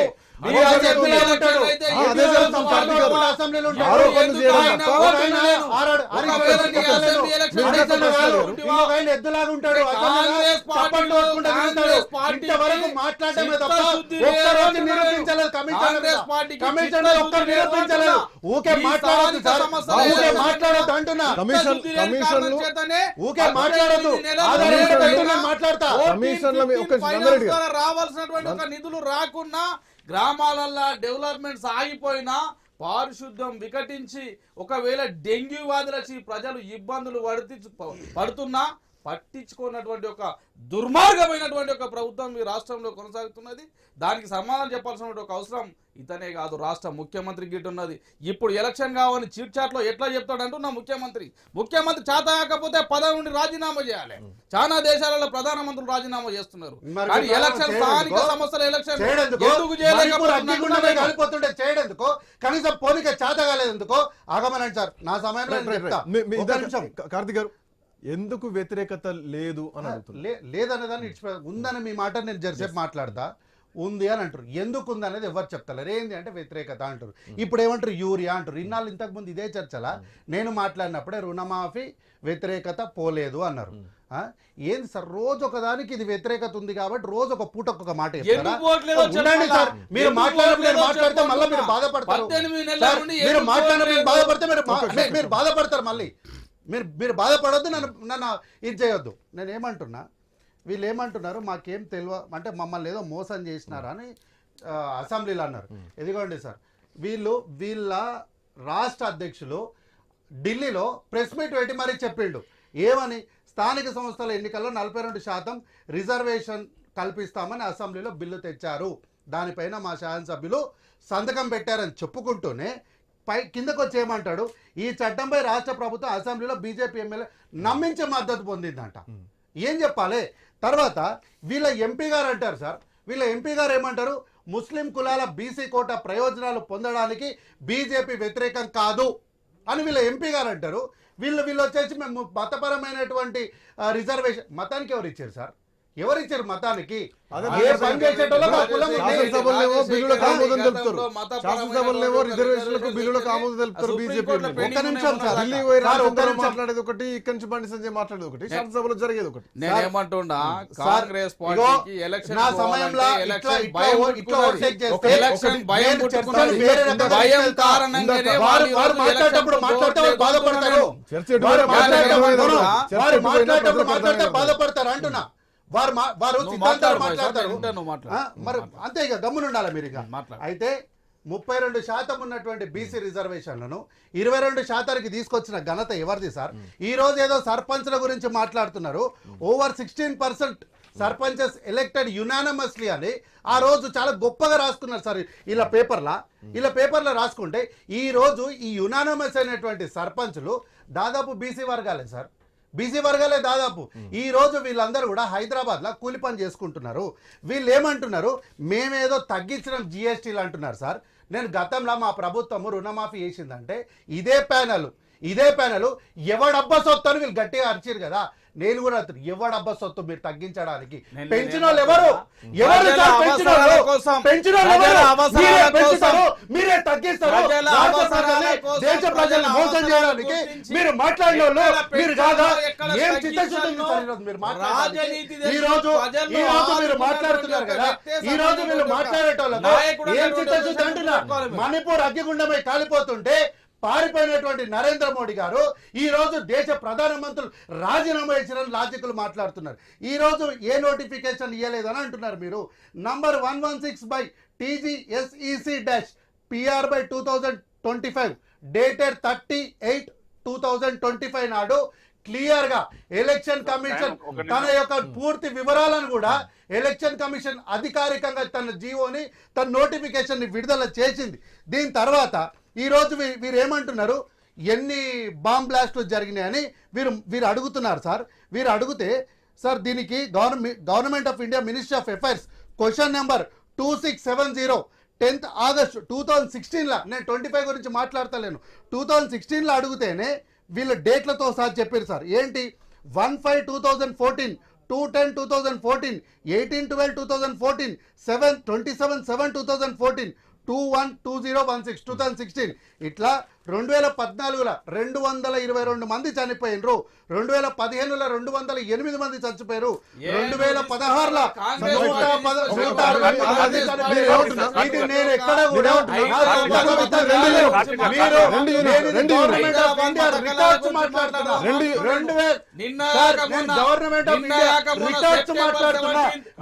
మీరు మాత్రము దేశం గురించి ప్రశ్న చేస్తారు, కాంగ్రెస్ పార్టీని దోషిగా నిలబెట్టే ప్రయత్నం చేస్తారు. దీన్ని ఆధారాలతో సహా మీకు జవాబు చెప్పినప్పుడు అక్కడి నుంచి మళ్ళీ వెనక్కి తిరిగి పారిపోయి వచ్చి రాష్ట్రం గురించి మాట్లాడుతున్నారు. ఎంఐఎం గురించి మాట్లాడే మీరు మాతో ఉందా ఎంఐఎం పార్టీ? బీఆర్ఎస్ పార్టీతో కూడా ఎంఐఎం పార్టీ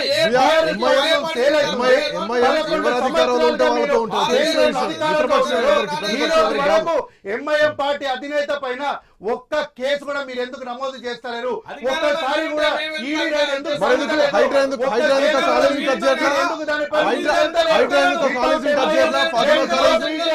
హైడ్రా ఎందుకు ఫాతిమా కాలేజీని టచ్ చేయాలా? ఏది హైడ్రా అనేది ఖచ్చితంగా ఫాతిమా కాలేజ్ ని కూలగొడతామని చెప్పి రంగనాథ్ గారు ఖచ్చితంగా దాన్ని చెప్పారు. కూలగొట్టామని చెప్పారు. పేద విద్యార్థులు ఉన్నారు, పేద విద్యార్థులు ఉన్నారు, మీరు కూలగొట్టా ఉన్నారు.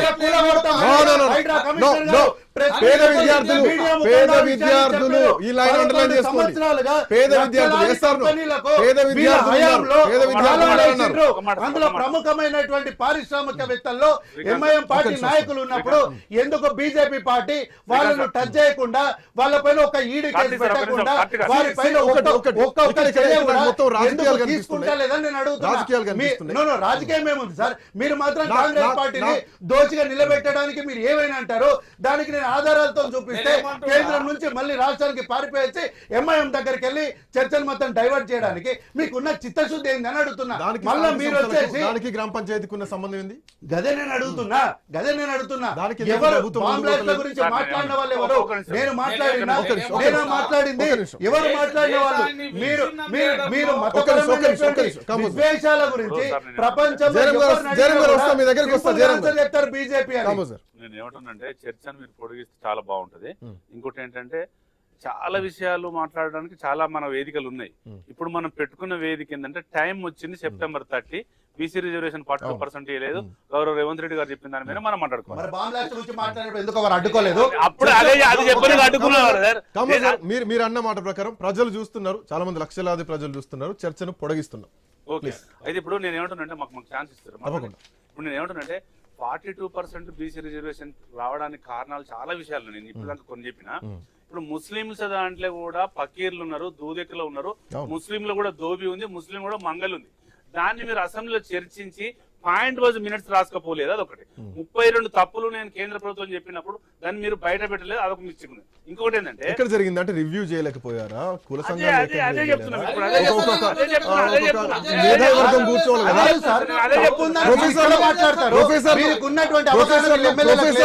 మేధావి వర్గం ప్రొఫెసర్లు సార్. రాహుల్ గాంధీ దగ్గర కూర్చున్న వాళ్ళంతా ప్రొఫెసర్లు, ముఖ్యమంత్రితో కూర్చున్నారు. పీపీటీ ప్రెజెంటేషన్ ఇచ్చినప్పుడు ఈ రోజు మాట్లాడుతున్న వారికి ఉన్నటువంటి అవగాహన శాసనసభ్యులకు లేదా? నేను అడుగుతున్నా.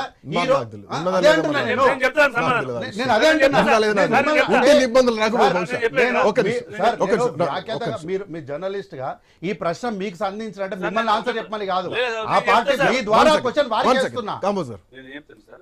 కాంగ్రెస్ పార్టీ ఎమ్మెల్యేనా, బీఆర్ఎస్ పార్టీ ఎమ్మెల్యేనా, బీజేపీ ఎమ్మెల్యేనా, ఎంఎంఏ ఎమ్మెల్యేనా అవగాహన ఉండకపోవచ్చు, గెలవచ్చు. నేనేమంటున్నాను, ఒక చర్చ వచ్చినప్పుడు నేను ఒక వ్యాఖ్యాతగా బీసీలకు అన్యాయం జరిగినప్పుడు నా వేదిక నేను చెప్తాను. నాకు వేదిక వచ్చింది, నాకు అన్యాయం జరుగుతుంది, నాకు కడుపులో మండుతుంది. కడుపులో మండడానికి బాధ తెలుస్తుంది తప్ప మేము చెప్పినప్పుడు మరి మీ ఎమ్మెల్యేలు మా ఎమ్మెల్యేల కడుపులో మంట లేదు. 80 ఏళ్ళకెళ్ళి నన్ను తొక్కిరు కదా, నన్ను ఎంత తొక్కుతున్నా ఎంత పైకి లేవడానికి ప్రయత్నం చేస్తున్నప్పుడు నానో రోజులు నువ్వు మూస్తావు. నేను చెప్తున్నా. నేనేమంటున్నానంటే రేవంత్ రెడ్డి గారికి చిత్తశుద్ధి ఉంటే మీరు రాహుల్ గాంధీ గారి దగ్గరికి హై లెవెల్ మీటింగ్ బీసీ మీద ఎవరైనా తీసుకుపోయిరా? తీసుకోపోలేదు. ఓన్లీ ఇంటెలెక్చువల్ ఒక మాట వినండి సార్, చెప్తా. ఇప్పుడు మీరు హై లెవెల్ కమిటీ ఇంటెలెక్చువల్ తీసుకుపోకుండా కొంతమంది ప్రొఫెసర్లను కంచేలాంటి తీసుకుపోయారు. వాళ్ళకు అనుగుణంగా మీ కాంగ్రెస్ పార్టీకి అనుగుణంగా మీరు మాట్లాడుతున్నారు. నేనేమంటున్నా అంటే ఒక అడుగు ముందుకేసి బీజేపీల మేధావులను, బీఆర్ఎస్ మేధావులను, ఇంటెలెక్చువల్ మేధావులను, ఇవాళ 12 యూనివర్సిటీల మేధావులను తీసుకొని పోయి బీసీ సంఘాలను తీసుకొని పోయి మీరు గవర్నర్ దగ్గర ఇక్కడ ఒక అఖిలపక్షం పెట్టి రాష్ట్రపతి దగ్గర పెట్టి ఈ 42% ఇవ్వడానికి ఈ 8 మంది ఎంపీలు, ఈ 8 మంది ఎంపీలు, ఈ 16 మంది కలిస్తే ఒక్క రోజు వస్తుంది సార్ రావడానికి. వీళ్ళు 8 మంది ఎందుకు తలుచుకుంటారు సార్? వీళ్ళు కరెక్ట్ గా తలుచుకొని ఫ్లైట్ ఎక్కి ఢిల్లీకి పోయి ప్రధానమంత్రిని కోరి ప్రధానమంత్రి ఇంటి దగ్గర ముక్కు రాయకమని ఈ 16 మందిని ముక్కు నేలకు రాయమనండి సార్. మేము అక్కడ ప్రామిస్ చేసినాం తెలంగాణలో మాకు 42% చేయండి సార్, మీరు క్యాబ్ తీసేయండి సార్. మీరు తమిళనాడులో ఏం చేసి సార్? సంచార జాతులు ఇలా గూడాలు వేసుకున్నారు సార్, ఏజెన్సీల గూడ్స్ చచ్చిపోతున్నారు సార్, మాకు 42% ఇవ్వండి, జీవో అయితే మాకు బెనిఫిట్ జరుగుతుంది. వీళ్ళు అడుగుతున్నారు సార్.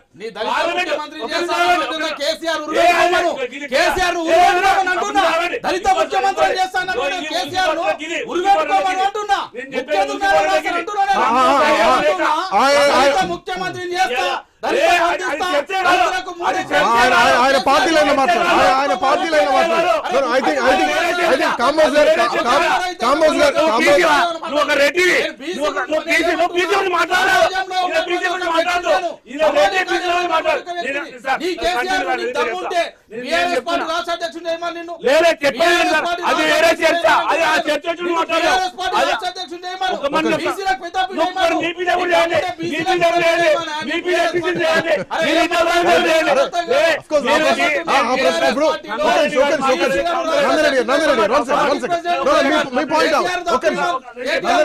బీఆర్ఎస్ పార్టీ బీసీ సిద్ధాంతమా కాదా చర్చ ఇక్కడ బీసీ ముఖ్యమంత్రి మీరు అనౌన్స్ చేశారు, బీసీ ముఖ్యమంత్రి మీరు అనౌన్స్ చేశారు, బీసీ రాష్ట్ర అధ్యక్షుడు కూడా పెట్టలేదు, అట్లీస్ట్ ఎల్పీ లీడర్ కూడా పెట్టలేదు, బీజేపీ అట్లీస్ట్ ఎల్పీ లీడర్ కూడా పెట్టలేదు. ఓన్లీ బీజేపీ తప్పించుకొని నేను అడిగిన క్వశ్చన్ సమాధానం చెప్పలేక ఓన్లీ బీజేపీ అనలేదు, మొత్తం 16 మంది ఎంపీలు అన్నారు. 16 మంది ఎంపీలు పోయి అడిగి నా రాష్ట్రానికి ఇది కావాలి జీవోఏ 9 షెడ్యూల్ చేర్చండి అంటే రాకపోనా మీరందరూ ఢిల్లీకి ఎందుకు పోలేదు? రాష్ట్ర ప్రభుత్వం ఇక్కడ 2 పాయింట్లు మాట్లాడండి. రాష్ట్ర ప్రభుత్వం ఏమో జంతర్ మంతర్ దగ్గర ప్రభుత్వం తరపున ధర్నా చేస్తే మల్లికార్జున ఖర్గే గారు, రాహుల్ గాంధీ గారు సరే రాలేదు కావచ్చు, బిజీ ఉన్నారొచ్చు, ప్రియాంక గాంధీ రాలేదు, అట్లీస్ట్ ఒక్కరంటే ఒక్కరు కూడా రాలేదు. ఇది వాళ్ళ ఫెయిల్యూర్. రాష్ట్రానికి వచ్చి ఏం సమాధానం చెప్తారంటే ఏం చెప్పలేదు. మీరు అనౌన్స్ చేశారు, మార్చి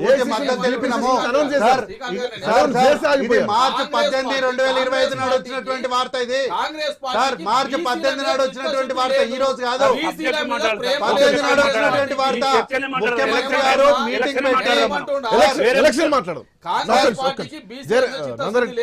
కాంగ్రెస్ పార్టీకి బీసీల మీద ప్రేమ లేదు. మీకేముంది అంటున్నా సార్. ఈ వార్తాపత్రిక పూర్తిగా రాయలేదు, కానీ ఇంకొక ప్రధానమైనటువంటి వార్తాపత్రిక రాసింది సార్.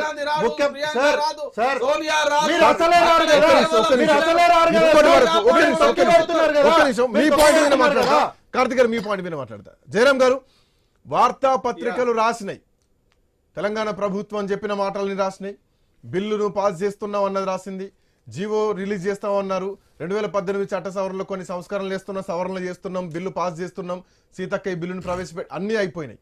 కానీ ఎన్నికలు మాత్రం జరగట్లేదు. ఈ ఎన్నికలు జరుగుతాయా జరగదా? ఇదే ఇప్పుడు పాయింట్. స్థానిక సంస్థల విషయంలో 42% ఉన్నది కాబట్టి సరే ఎన్నికలు జరగట్లేదు, ఓకే ఒప్పుకున్నాం. గ్రామ పంచాయతీ ఎన్నికలు పోవడానికి వచ్చినటువంటి ఇబ్బంది ఏంది? ఎట్లాగూ 2 యూనిట్లలో పోతా అని చెప్పారు. గ్రామ పంచాయతీకి రావాల్సినటువంటి 15th ఫైనాన్షియల్ కమిషన్ ప్రకారం 1500 కోట్లు ప్లస్ 1500 కోట్లు 3000 కోట్ల రూపాయలు గ్రామ పంచాయతీలకు రావాల్సినటువంటి అవసరం ఉంది. ఇది ప్రభుత్వం దీనికి కూడా ముందడుగు వేయట్లేదు. దానికి కూడా వేయట్లేదంటే ఈ వ్యతిరేకత పెరిగింది అనుకుంటున్నారా? ఎట్లా చూస్తున్నారు? ఎందుకు ఎన్నికలు జరగట్లేదు? నా పాయింట్ ఈరోజు ఎన్నికలే. ఇది ఒకటేంటంటే బేసిక్స్ మనం మర్చిపోతున్నాం. బేసిక్స్ ని మర్చిపోయి ఓన్లీ రాజకీయాలు మాత్రమే మాట్లాడుతున్నాం. ఇక్కడ చూడాల్సింది ఏంటంటే, రాజ్యాంగబద్ధంగా ఒక రిజర్వేషన్ ని కల్పించాలంటే దానికి సంబంధించిన అనేక అంశాలను రూపకల్పన చేసి దానికి ఒక డాక్యుమెంట్ ప్రిపేర్ చేసి దాన్ని పార్లమెంటరీ సెక్షన్లో యాడ్ చేస్తే దాని మీద డిస్కషన్ చేస్తే 9th షెడ్యూల్లో జరపాలా వద్దనే నిర్ణయాలు అక్కడ ఉంటుంది. ఇది రాజ్యాంగబద్ధంగా. కానీ ఇప్పుడు రాజ్యాంగబద్ధంగా రాజకీయ పార్టీలు లేవు. వాళ్ళ స్వప్రయోజనాలకు మాత్రమే రాజకీయ పార్టీలు ప్రభుత్వాలు పనిచేస్తున్నాయి అనేది వాస్తవం.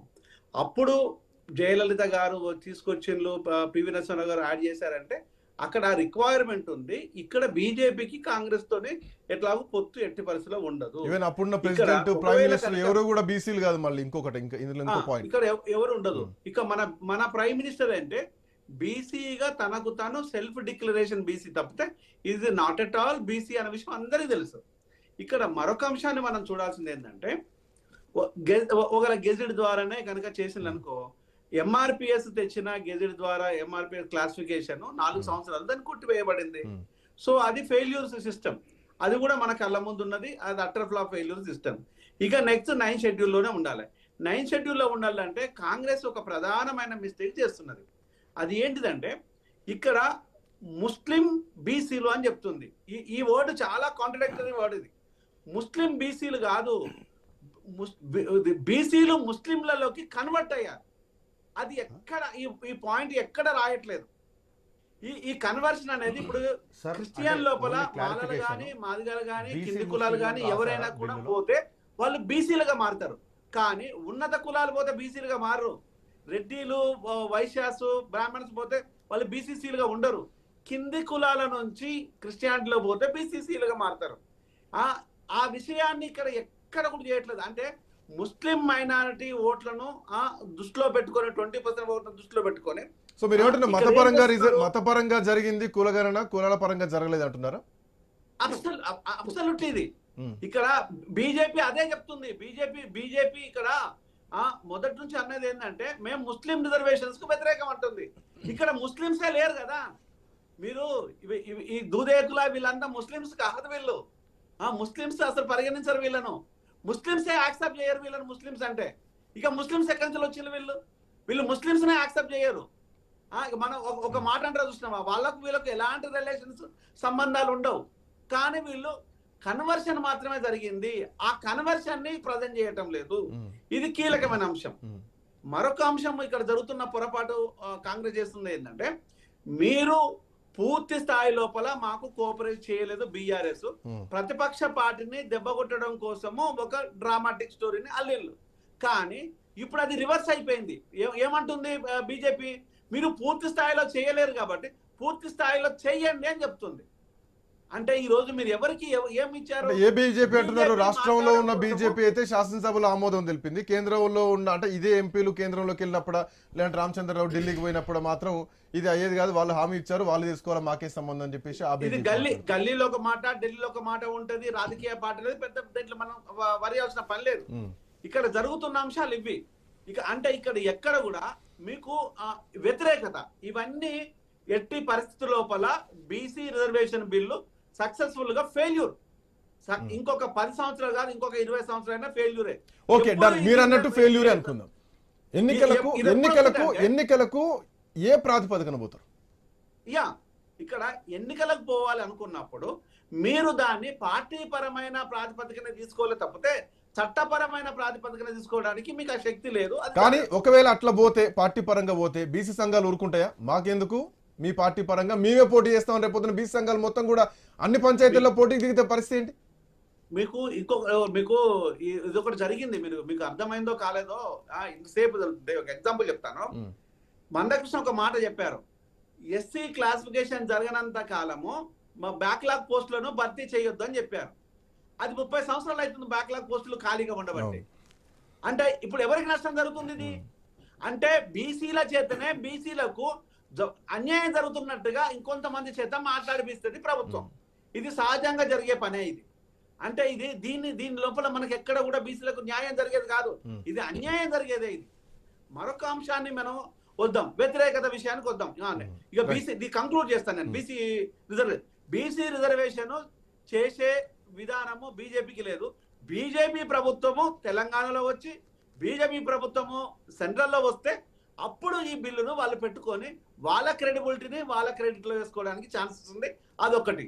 అలాగని చెప్పేసి ఇది జరుగుతుంది అంటే దానికి కూడా ప్రాసెస్ ఉంటుంది, దానికి కూడా డిలే ఉంటుంది, దానికి కూడా అన్ని సంతకాలు ఉంటుంది.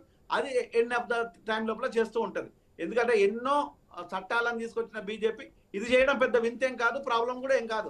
అంటే ఇక్కడ బీజేపీ ఇంకోటి కూడా ఆలోచించవచ్చు. ఎట్లా 2026 తర్వాత మేము కూడా జనగణనతో పాటు కులగణన చేస్తాం అంటున్నారు.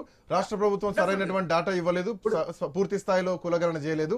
ఇప్పుడు మేము చేస్తాం, ఆ తర్వాత 40% రిజర్వేషన్ 9th షెడ్యూల్ బహుశా అప్పుడు వస్తుందేమో. కానీ ఆలోపి ఎన్నికలు ఆగుతాయా? అప్పటి వరకు కోర్టులు ఊకుంటాయా? బీజేపీ క్రెడిబిలిటీ కోసము దాన్ని రిజర్వ్ లో పెట్టుకుంటది. నెక్స్ట్ వచ్చేసి వ్యతిరేకత. ఇంతకుముందు తమ్ముడు కార్తీక్ చెప్తున్నాడు వ్యతిరేకత ఏంది అంటారా?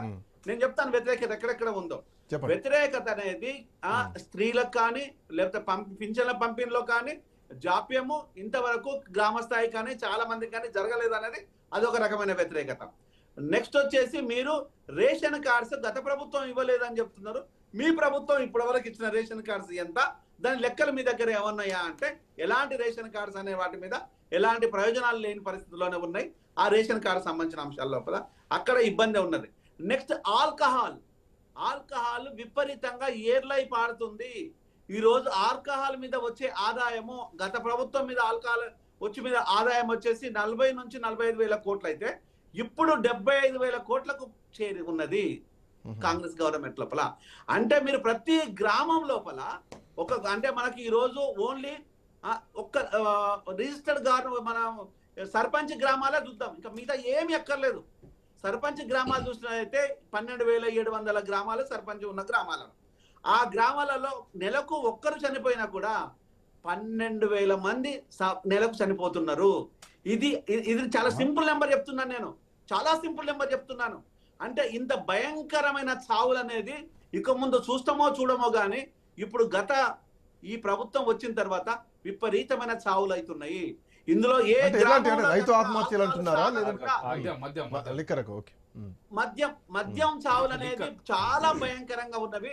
ఇది చాలా ప్రతి కుటుంబం లోపల ప్రతి విలేజ్ లోపల సస్తున్నారు. అది కింది స్థాయి లోపల వ్యతిరేకత ఉంది. దాన్ని ఎవ్వడు మార్చలేడు, రేవంతే కాదు ఎవరు మార్చలేదు. దీంట్లో అంటే ఇవన్నీ ఇంటర్నల్ గా ఉన్నటువంటి మీలాంటి మేధావులు బయట తీసుకొస్తే తెలిసేటువంటి అంశాలు. కాకపోతే ప్రజలు చూస్తున్నది, రైతులు చూస్తున్నది ఏంటంటే యూరియా రావట్లేదు, యూరియా వ్యతిరేకత అన్నది పాయింట్. కానీ కాంగ్రెస్ పార్టీ మాత్రం యూరియాకి మాకేం సంబంధం, అని కాంగ్రెస్ పార్టీ మాట్లాడుతుంది. ప్లీజ్ ఒక్క నిమిషం. మీకు నెక్స్ట్ వచ్చేసి రైతు అన్నం పెట్టడానికి వాళ్ళు అడుగుతున్నది ఏంటంటే మాకు యూరియా పంపిణీ చెయ్యండి అని చెప్తున్నారు. యూరియా పంపిణీ చేయమంటే ఈ రోజు మిగతా సరే అన్ని విషయాలు పక్కన పెట్టేద్దాం, సీతక్క కాన్స్టిట్యున్సీనే తీసుకుందాం. సీతక్క కాన్స్టిట్యున్సీ తీసుకుంటే ట్రైబల్ ఏరియానే కదా, ట్రైబల్ సంబంధించిన ప్రతినిధే కదా. అక్కడ యూరియా కోసము జనాలు పోలీసుల చేత విపరీతమైన దెబ్బలు తిన్నారు, విపరీతమైన ఈ ఏడుపు ఎలక్షన్లు పెడబొబ్బలు పెడితే కేసులు పెట్టించుకున్నారు. అంటే యూరియా కోసం పోయిన వ్యక్తులకు దెబ్బలు ఎందుకు, యూరియా కోసం పోయిన వాళ్ళకు కేసులు ఎందుకు, యూరియా కోసం అడిగితే దాని మీద ఇబ్బందులు ఎందుకు? ఇది ఒక సీతక్క కాన్స్టిట్యున్సీకే పరిమితం కాదు, ఈరోజు యావత్ రాష్ట్రం మొత్తం కూడా ఇదే ఇబ్బంది ఉన్నది. ఈ ఇబ్బందిని మీరు సెంట్రల్ గవర్నమెంట్ ఒక్క నిమిషం ముగిస్తాను, నాకు వేరే చిన్న వర్క్ ఉంది, దయచేసి క్షమించండి. ఇది ఒక రాష్ట్రానికి సంబంధించిన అంశం అని మీరు అంటే ఇది సెంట్రల్ గవర్నమెంట్ కనెక్షన్ చేస్తారు. సెంట్రల్ గవర్నమెంట్ మీద ఉన్న లోపాలను ఈ రోజు స్ట్రైట్ గా చెప్పాల్సిన బాధ్యత ఎవరికి ఉంది? రేవంత్ కు ఉంది. ఈ రోజు ముఖ్యమంత్రిగా నువ్వు ఎన్ని లోపాలని చెప్పావు, నువ్వు ఎందుకు చెప్పటం లేదు, దాని మీద ఎందుకు నిలదీయటం లేదు? ఇక్కడ ప్రభుత్వంలో ఉండే వ్యక్తులను ఎందుకు అడుగుతలేరు, ఇక్కడ ఎంపీలను ఎందుకు అడుగుతలేరు, ఇక్కడ ఎమ్మెల్యేలను ఎందుకు అడుగుతలేరు, ఇక్కడ ఎందుకు గెలవ్ చేయటం లేదు? అంటే ఏ సంబంధ బాంధవ్యాలతో మీరు ఆ ప్రభుత్వం మీద మాత్రం ఓన్లీ నేను పూలతోనూ కొడతాను, నువ్వు నొచ్చినట్టు చెయ్యి, నేను కొట్టినట్టు చేస్తాను, నువ్వు నొచ్చినట్టు చెయ్యి అన్నట్టుగానే ఉంది తప్పితే ఇది ప్రజలకు సంబంధించిన అంశాల లోపల విద్య, వైద్యము, ఆరోగ్యము, యూరియా, పింఛన్ల పంపిణీ, ఆల్కహాల్ ఇలా చెప్పుకోకపోతే 10 సంవత్సరాలుగా జరిగిన నష్టం కంటే ఇప్పుడు జరుగుతున్న నష్టము విపరీతంగా ఉంది. దయచేసి ప్రభుత్వాలు దీన్ని గమనించకపోతే ఇది భూస్థాపితం అవుతుంది. రానున్న రోజుల్లో ఇంకొక 20 ఏళ్ల వరకు కాంగ్రెస్ భూస్థాపితం అవుతుంది అన్న విషయాన్ని నేను చాలా క్లియర్ చెప్పదలుచుకున్నాను. Right, thank you. ఒక చిన్న బ్రేక్ తీసుకుందాం, బ్రేక్ తర్వాత debate will be continued.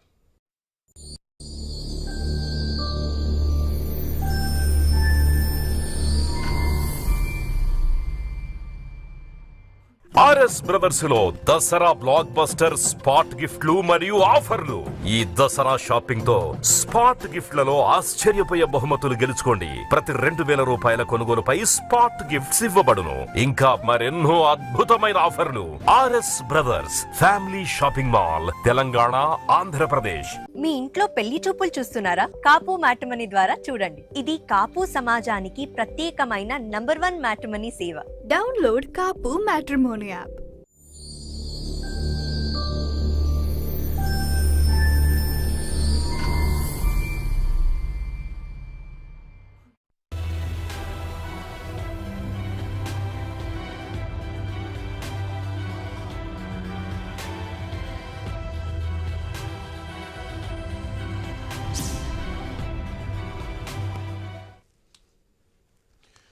Welcome back to prime time debate. 42% రిజర్వేషన్లు అమలు చేయాలి, చేసి ఎన్నికలకు పోవాలి. చేస్తాం, తీసుకొస్తాం. తమిళనాడు తరహాలో తీసుకొచ్చి స్థానిక సంస్థల ఎన్నికల్లో బీసీలకు 42% రిజర్వేషన్లు ఇచ్చి మేము ఎన్నికలకు వెళ్తామని కామారెడ్డి డిక్లరేషన్లో కాంగ్రెస్ పార్టీ ప్రతిపక్షంలో ఉన్నప్పుడు ఇచ్చినటువంటి హామీ. ఈ మధ్యలో కామారెడ్డి మళ్ళీ ఒక విజయోత్సవ సభ కూడా పెట్టుకున్నారు. వాతావరణం బాలేక, రాజకీయ వాతావరణం కాదు, వర్షాలు బాలేక దాన్ని పొడిగించడం జరిగింది. సో ఇట్లా నేపథ్యంలో ఎన్నికల సమయం రానే వచ్చింది హైకోర్టు ఇచ్చినటువంటి డెడ్ లైన్ ప్రకారం. కానీ ఎన్నికలకు ఇప్పుడు పోయేటువంటి పరిస్థితి కనిపించట్లేదు. అధికారికంగా ఎన్నికలకు మేము పోవట్లేదు అని ఇంతవరకు ఎవరు చెప్పకపోయినా కానీ చిట్చాటుల్లో అక్కడ ఇక్కడ ఇప్పట్లో ఎన్నికలకు పోయేటువంటి పరిస్థితి లేదు అని ముఖ్యమంత్రి చేస్తున్నటువంటి కామెంట్స్. ఎక్కడ ప్రభుత్వం గాడి తప్పింది, ఎక్కడ లైన్ తప్పింది? కార్తీక్ గారు, 10 ఏళ్లలో కేసీఆర్ మీద వచ్చినటువంటి వ్యతిరేకత కేవలం 22 నెలల్లోనే వచ్చిందని భావించే ఈరోజు మీరు పంచాయతీ ఎన్నికలకు పోవట్లేదా? ఒకవైపు నిధులు రావట్లేదు అన్న విషయం మీకు తెలుసు. గతంలో సర్పంచ్లు ఆత్మహత్యలు చేసుకుంటున్నారని చెప్పేసి మాట్లాడింది కూడా అదే కాంగ్రెస్ పార్టీ. ఇప్పుడు కాంగ్రెస్ పార్టీ అధికారంలోకి వచ్చింది, ప్రజాపాలన అన్నారు. కానీ గ్రామీణ తెలంగాణ మిమ్మల్ని గెలిపిస్తే గ్రామీణ తెలంగాణకి ఈరోజు ఎన్నికలు పెట్టేటువంటి పరిస్థితుల్లో కాంగ్రెస్ పార్టీ లేదా? సరే, అయితే ముందు ఒక్క విషయం చెప్తా సార్. విశ్లేషణగా ఎప్పుడైనా సరే ప్రజాపక్షంగా మనం చేస్తే అది బాగుంటుంది, వాల్యూ యాడెడ్గా ఉంటుంది. కానీ ప్రతిపక్షంగా విశ్లేషకులు కూడా విశ్లేషణ మాట్లాడితే దాన్ని మరి ఎట్లా చూసుకుంటారో విశ్లేషకులు కూడా ప్రభుత్వానికి భజన చేయాలి రూల్ లేదు కదా. భజన చేయమంటలేదు, ప్రజాపక్షంగా మాట్లాడాలి. విశ్లేషణ అంటేనే విశ్లేషణ. అదే అంటున్నా, ప్రజాపక్షంగా మీరు విశ్లేషణ చేస్తే బాగుంటుంది. ప్రజాపక్షం ఇస్ నథింగ్ బట్ ప్రతిపక్షం. నో సార్, ప్రతిపక్షం ఈజ్ డిఫరెంట్, ప్రజాపక్షం ఈజ్ డిఫరెంట్. ప్రజాపక్షం ప్రజలు ఏం కోరుకుంటున్నారు నాకు ఏమనుకుంటున్నారు తెలిసి అయితే ప్రజల తరపునే ప్రతిపక్షం నిలుస్తుంది. క్షేత్ర స్థాయిలో మాట్లాడడం అనేది ప్రజాపక్షం. ప్రతిపక్షం ప్రజలు ఏమనుకుంటున్నారు ప్లస్ వాళ్ళ రాజకీయ పార్టీకి లాభం ఎట్లా చేకూరుతుంది, ఈ రెండు ఈజ్ ఈక్వల్ టు ప్రతిపక్షం. నాకు తెలిసి అయితే ప్రతిపక్షం అనేది ప్రజల తరపునే కొట్లాడమే. అది రాజకీయ పార్టీ ప్రతిపక్షం అయినా మీడియా అయినా ఈవెన్ మీడియా ఆల్సో ఇది ప్రతిపక్షం. కానీ మీడియాని మనము చాలా మటుకు ప్రజాపక్షంగా చూస్తాం. ఎందుకంటే అన్ని రాజకీయ పార్టీలకు ఇప్పుడు మేము ఉన్నాం సార్, బీఆర్ఎస్ పార్టీకి ఎంత టైం ఇస్తారు, నాకు కూడా గంతే టైం ఇస్తారు. నాకు ఎక్కువ ఇచ్చే వారికి ఏమైనా తక్కువ ఇస్తారా? అట్లేం లేదు కదా. This is called Prajapaksham. అయితే ఇంతకు ముందు పెద్దలు మాట్లాడుకుంటూ చిట్ చాట్ లో రికార్డెడ్ అయ్యింది అని ఒక మాట అన్నారు. రికార్డ్ అయ్యింది, ఆ రికార్డ్ ఏదో చూపెట్టారు, రికార్డెడ్ లకు వస్తుంది అని అందుకంటున్నా. ప్రజాపక్షంలో ఉన్న వాడే పదాలకు ప్రతిపక్షంలో వాడే పదాలకు గిదే తేడా. రికార్డెడ్లకు వచ్చింది, చిట్ చాట్ లో వచ్చినటువంటి రికార్డెడ్ ఏందో తెచ్చి చూపెట్టండి. అది ఎక్కడ కూడా చిట్ చాట్ అంటేనే ఆఫ్ రికార్డ్. దాన్ని మనం ప్రామాణికంగా ఎవరు మాట్లాడినా తీసుకోలేము.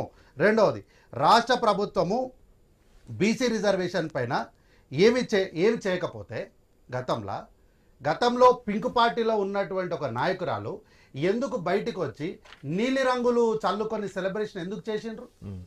రాష్ట్ర ప్రభుత్వం కాంగ్రెస్ పార్టీ కానీ బీసీలకు ఏం చేయలేదు కదా.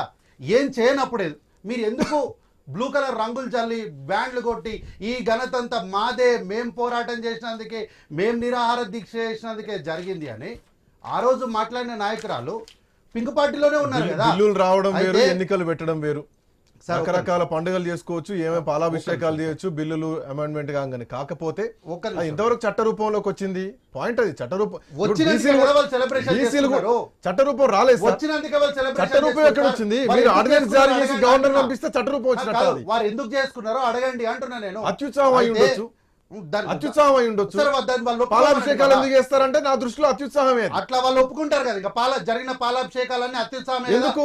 ఎన్నికలు జరగకపోతే ఎన్నికలు జరిగితే పండుగలు సెలబ్రేషన్స్ అన్ని కూడా అత్యుత్సాహం. ఎప్పటివరకు పని జరగనంత వరకు, గ్రౌండ్ లెవెల్లో పని జరగనంత వరకు అత్యుత్సాహం. అయితే సార్ అప్పటి జయలలిత అవసరం ఉంది కాబట్టి ఆ రోజు అది జరిగింది అని అంటున్నారు. ఆ రోజు జయలలిత గారు కాంగ్రెస్ పార్టీలో అయితే లేరు కదా, వారు రాష్ట్రానికి ముఖ్యమంత్రి కదా. అంటే ఈరోజు బీజేపీ పార్టీ చేయకపోవడానికి విశ్లేషకులు ఏమన్నారు అంటే, వాళ్ళు అధికారంలోకి వచ్చినాక చేసి వాళ్ళు క్రెడిబిలిటీ తీసుకోవాలని వాళ్ళు ఆలోచన చేస్తున్నారేమో అని రెండు విషయాలు చెప్పినారు. అంటే మీకు ఇక్కడ బీసీలు, బడుగు బలహీన వర్గాల ప్రజల అభ్యున్నతి కన్నా మీ పార్టీ యొక్క అభ్యున్నతే మీకు ముఖ్యమా? ఇక్కడ బీసీలకు ప్రజలకు ఉన్నటువంటి అవసరాలు మీకేం అవసరం లేదా? ఒకవేళ మా చట్టంలో తప్పు ఉందనుకోండి, మా చట్టంలో తప్పు ఉన్నప్పుడు మీరు అనేకమైనటువంటి విషయాలు మాట్లాడి మా ప్రభుత్వం పైన అనేకమైనటువంటి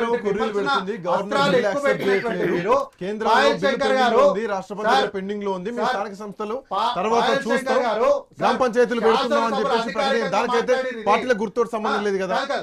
పాయల్ శంకర్ గారు బీసీ నాయకులు అధికారికంగా మాట్లాడినారు. దేవుడి రూపంలోనే మా రేవంత్ రెడ్డి గారు మాకు వచ్చి ఈ బీసీల పైన ఒక నిర్ణయం తీసుకొని ముందుకెళ్తున్నాడని ఎందుకు మాట్లాడినారు?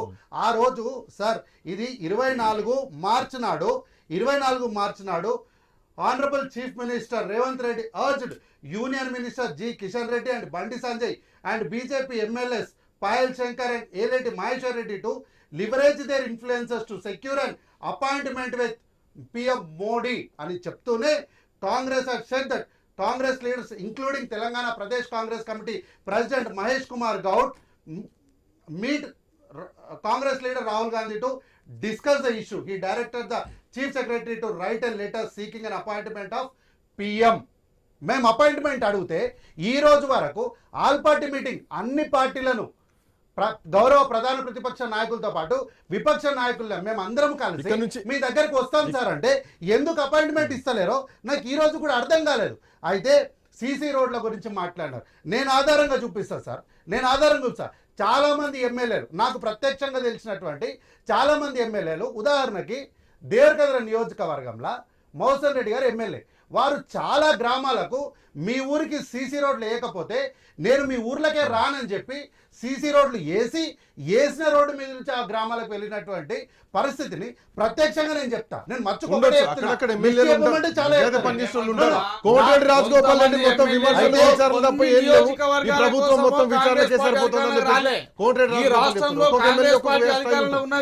కాంగ్రెస్ పార్టీ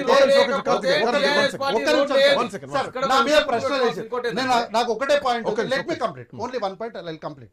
అయితే ఈ రోజు ఎందుకు బీసీల పైన కాంగ్రెస్ పార్టీకి చిత్తశుద్ధి లేదు అని మీరు ఎందుకు అంటారు? నాకు ఎవరికి మీరు అందరూ అంటే మీరు అంటే మిమ్మల్ని ప్రత్యేకంగా అంటారు, ప్రధాన ప్రతిపక్ష నాయకులు ఎందుకు అంటారో నాకు అర్థం కాదు. అయితే పార్లమెంట్లో శేషు సార్ ఆ రోజు మన ప్యానెల్లో ఉన్నారు, వారు అభినందించారు కాంగ్రెస్ పార్టీని. ఆ రోజు ప్రత్యేకంగా డిస్కషన్ పెట్టడానికి నేను ఈ సూచన చేసిన ఐ న్యూస్ వేదిక పైన అంటే ఆ రోజు నేను వారికి కూడా థ్యాంక్స్ చెప్పిన, సార్ మీరు చేసిన సూచన ప్రభుత్వం దాకా వెళ్ళి ఉండొచ్చు, థ్యాంక్స్ ఫర్ ది సజెషన్ అని. అట్లాగే పార్లమెంట్లో డిస్కషన్కి కాంగ్రెస్ పార్టీ ఒక మోషన్, ఒక పర్మిషన్ కోసము డిస్కషన్ కోసం ముందుకెళ్ళినప్పుడు ఎక్కడ పోయినారు ఈ ఎంపీలందరూ? యూరియా కోసము కాంగ్రెస్ పార్టీ ఎంపీలందరూ పార్లమెంట్ ఆవరణంలో ధర్నా చేస్తుంటే తెలంగాణ రాష్ట్రంలో ఉన్నటువంటి రాజ్యసభ ఎంపీలు ఎక్కడికి పోయినారు? ఈ రోజు మద్యపానం గురించి వీళ్ళు మాట్లాడము హాస్యాస్పదం. అయితే సార్ ఒక్క విషయము, తెలంగాణ రాష్ట్రానికి జరుగుతున్న ప్రతి అన్యాయానికి కారణము నేరుగా బీజేపీ పార్టీయే కర్త కర్మ క్రియ. నేనేమంటుండా, కాంగ్రెస్ పార్టీ కామారెడ్డి డిక్లరేషన్తో పాటు ఈ రాష్ట్రంలో ఉన్నటువంటి ఒక్కొక్క జిల్లాకు ఒక్కొక్క డిక్లరేషన్ చేస్తూ ఒక్కొక్క నియోజకవర్గానికి టీఆర్ఎస్ పార్టీ చేసినటువంటి కొన్ని వందల అవినీతిని బయట పెడుతూ కాంగ్రెస్ పార్టీ మేము వస్తే చక్కదనం చేస్తాం, రూపాంతరం చెందుతుంది, ఈ రాష్ట్రం పట్ల మాకు సమూలమైనటువంటి అవగాహన ఉన్నది అని చెప్పినటువంటి కాంగ్రెస్ పార్టీ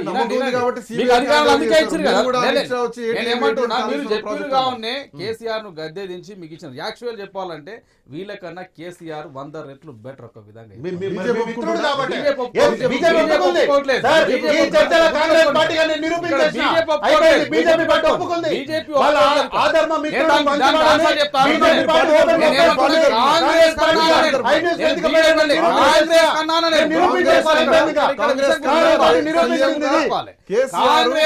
కాంగ్రెస్ కన్నా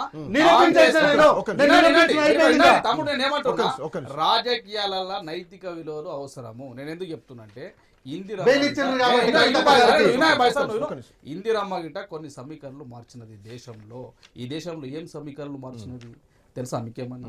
నేనేమంటున్నా, కాంగ్రెస్ లో ఇందిరమ్మ చేసినటువంటి కొన్ని మంచి పనులు ఉన్నాయి, ఎన్నో 100 చెట్లు చేయొచ్చు.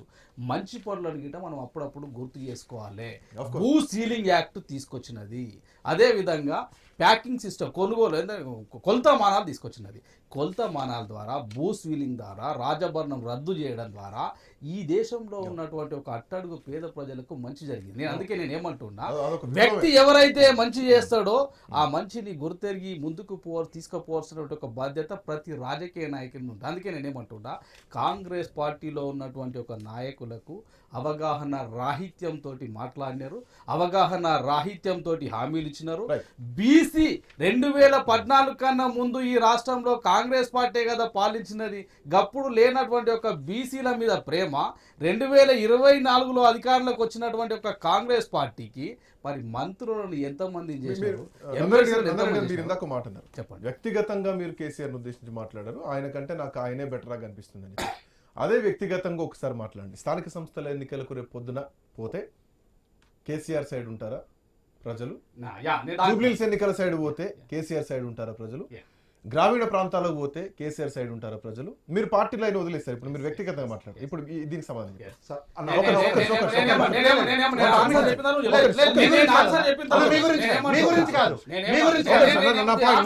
వ్యక్తిగతంగా. నేనేమంటున్నా, కేసీఆర్ సార్ తెలంగాణ రాష్ట్ర ప్రజలందరూ చూసిన తర్వాత ఈ రాష్ట్రంలో 4 నియోజకవర్గాలే కాదు కేసీఆర్ గారు ఈ రాష్ట్రం మొత్తం ఉన్నదని చెప్పి ప్రజలు గమనించే గద్దె దించినారు. ఇచ్చినటువంటి హామీలు ఏం నెరవేర్చట్లేదు. మీ బిడ్డ చేసినటువంటి లిక్కర్ స్కామ్ కానీ, నీ అల్లుడు చేసినటువంటి 1,00,000 కోట్ల స్కామ్ 100% డబుల్ బెడ్రూమ్ కానీ, ఇవన్నీ హామీలు నెరవేర్చలేకపోయినావు కానీ నిన్ను గద్దె నివేదించినాము, మళ్ళీ నీకు ఎందుకు అవకాశం ఇవ్వాలి? సర్పంచ్లు, వార్డు మెంబర్లు, ఎంపీటీసీ, జడ్పీటీసీల ఉసురు తలిగే కేసీఆర్ ఓడిపోయింది, మీరు గుర్తుపెట్టుకోవాలి. కావున మళ్ళీ కేసీఆర్ ప్రజలు ఎందుకు కోరుకుంటారు? ఇది విచిత్రమైనటువంటి ఒక జోక్. కాకపోతే కాంగ్రెస్ పార్టీకి వస్తే, కాంగ్రెస్ పార్టీ ఇచ్చినటువంటి ఒక హామీలు 2 సంవత్సరాల దగ్గరికి వస్తున్నా తులం బంగారం ఎటువైంది, 5,500 అంటే ఇచ్చినటువంటి ఒక హామీలు నెరవేర్చలేదు. కావున రాబోయే రోజుల్లో భారతీయ జనతా పార్టీ పేద ప్రజల కోసం 420 హామీలు ఉన్నాయి, 6 గ్యారెంటీలు ఉన్నాయి, ఒక పెద్ద బుక్లెట్ ఉంది. ఆ బుక్లెట్ కు ఇప్పటికి 22 నెలల కాలం అయింది. అసలు ప్రభుత్వం వచ్చినప్పటి చూసుకున్నా అంత ముందే మేనిఫెస్టో వచ్చింది. ఆల్మోస్ట్ 2.5 సంవత్సరాలు అయిపోయింది. ఇప్పుడు స్థానిక సంస్థల ఎన్నికలు ముందున్నాయి. గ్రామ పంచాయతీ ఎన్నికలు కూడా కండక్ట్ చేయాలనుకుంటే చేయొచ్చు, రాష్ట్ర ప్రభుత్వం ముందే చేయొచ్చు. అధికారంలోకి రాగానే గ్రామ పంచాయతీ ఎన్నికలు పెట్టడానికి అవకాశం ఉంది. అది పెట్టలేదు, ఇది పెట్టలేకపోతున్నారు. 42% రిజర్వేషన్ అడ్డంకిగా పెడితే స్థానిక సంస్థలు అట్లా ఉంటే గ్రామ పంచాయతీలకు కూడా ఇబ్బంది కదా. ప్రభుత్వం ధైర్యం ఎందుకు చేయలేకపోతుంది, ఎందుకు ముందడుగు వేయలేకపోతుంది అంటే ఇందాక చెప్పుకున్న కారణాలే ప్రధానంగా చూడొచ్చా? నేను ఏమంటున్నానంటే, నేను చెప్పకనే చెప్పి ఆల్రెడీ నందన్న చెప్పేసిండు, ఫస్టే చెప్పేసిండు, సెకండ్ టైం మాట మార్చిండు. ఏం చెప్పిండంటే రేవంత్ రెడ్డి కంటే నయం కేసీఆర్, రేపు ఆయన గెలుతారని చెప్పేసిండు. నేను దాన్ని తెరువును, ఎవ్రీ టైం వాళ్ళు ఇట్లే చేసుకున్నారు. కార్తీక్ టైం ఇచ్చినావు, నందన టైం ఇచ్చినావు. ఇంకొకటి ఏంటంటే, సరేనే ఓకేనే, మాకు 39 మంది ఎమ్మెల్యేలు గెలిచిర్రు, ఇప్పటికి అయిపోయింది. పార్లమెంట్ ఎలక్షన్ మీరు 8 మంది గెలిచిర్రే, 8 మంది గెలిచిన ఒక్క ఎంపీ కూడా గెలవలేడు కదా. నేనేమంటానంటే, రాజకీయ విశ్లేషకులైనా ప్రతిపక్షంలో ఉన్న వాళ్ళైనా ఒక్కటే న్యాయం అడుగుతారు. ఎవరంటే, మీరు ఇచ్చిన హామీలు, తులం బంగారం ఏమైపోయింది, స్కూటీలు ఏమైపోయినాయి, బీసీ డిక్లరేషన్ లో, కామారెడ్డి డిక్లరేషన్ లో బీసీ భవనాలు అని చెప్పారు, బ్యాక్లాగ్ పోస్టులు అని చెప్పారు, బీసీ భవనాలు అని చెప్పారు, అవి పోయినాయి. రుణమాఫీ పూర్తి కాలే, రైతు బంధు కాలే, రైతు బీమా రాలే, బోనస్ లేదు, ఆరోగ్యశ్రీ మేము ఎవ్రీ మంత్ 64 కోట్లు ఇస్తే మీరు 12 నెలలకెళ్ళి రూపాయి ఇయ్యలేదు, కాలేజీలో ఫీజు రియంబర్స్మెంట్ ఇయ్యలేదు. కళ్యాణ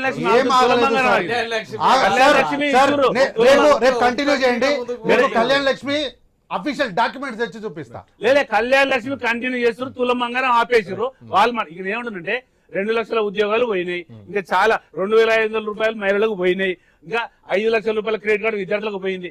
ఎక్కడ ప్రతిపక్షం అని ఏ విషయం, రైతులకు క్రెడిట్ కార్డు ఇస్తామని చెప్పారు, స్కూటీలు ఇస్తామని.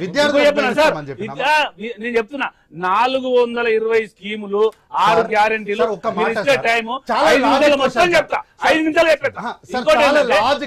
మాట అడుగుతా నేను.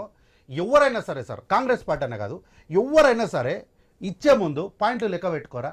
ఎవరైనా 420 అనే వర్డ్ ని కరెక్ట్ గా పాయింట్ కి ఇస్తారా? ఒకవేళ 421 ఇచ్చినామనుకున్నాం సార్, నేను ఆ బుక్ మొత్తం తప్పని నిరూపిస్తా. నేను ఎవరు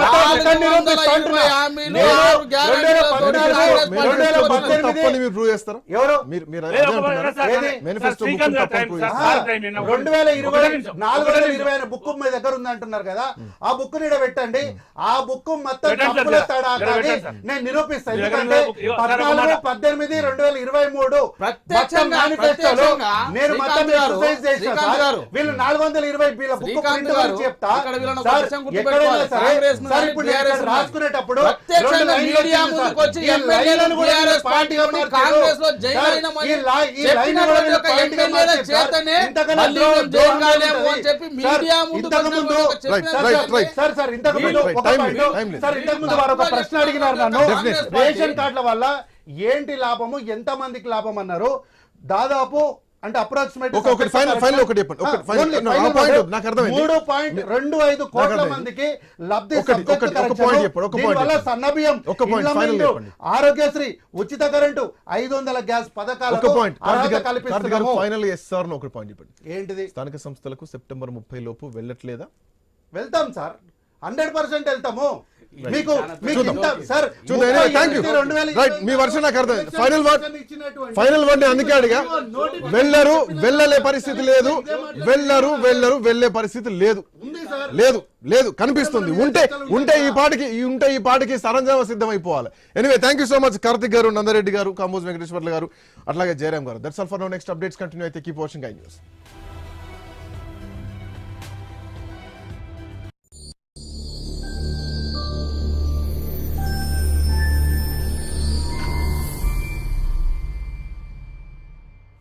సౌత్ ఇండియా షాపింగ్ మాల్లో వెడ్డింగ్స్ మరియు దసరా సెలబ్రేషన్స్.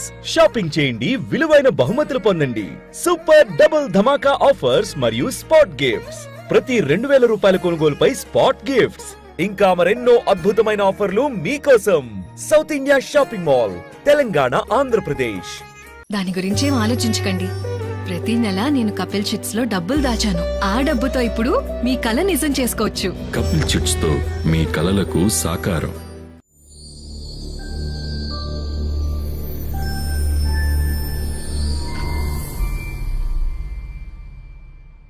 మా జగనన్న ప్రభుత్వంలో పేద విద్యార్థులందరికీ కూడా ఉచితంగా విద్యను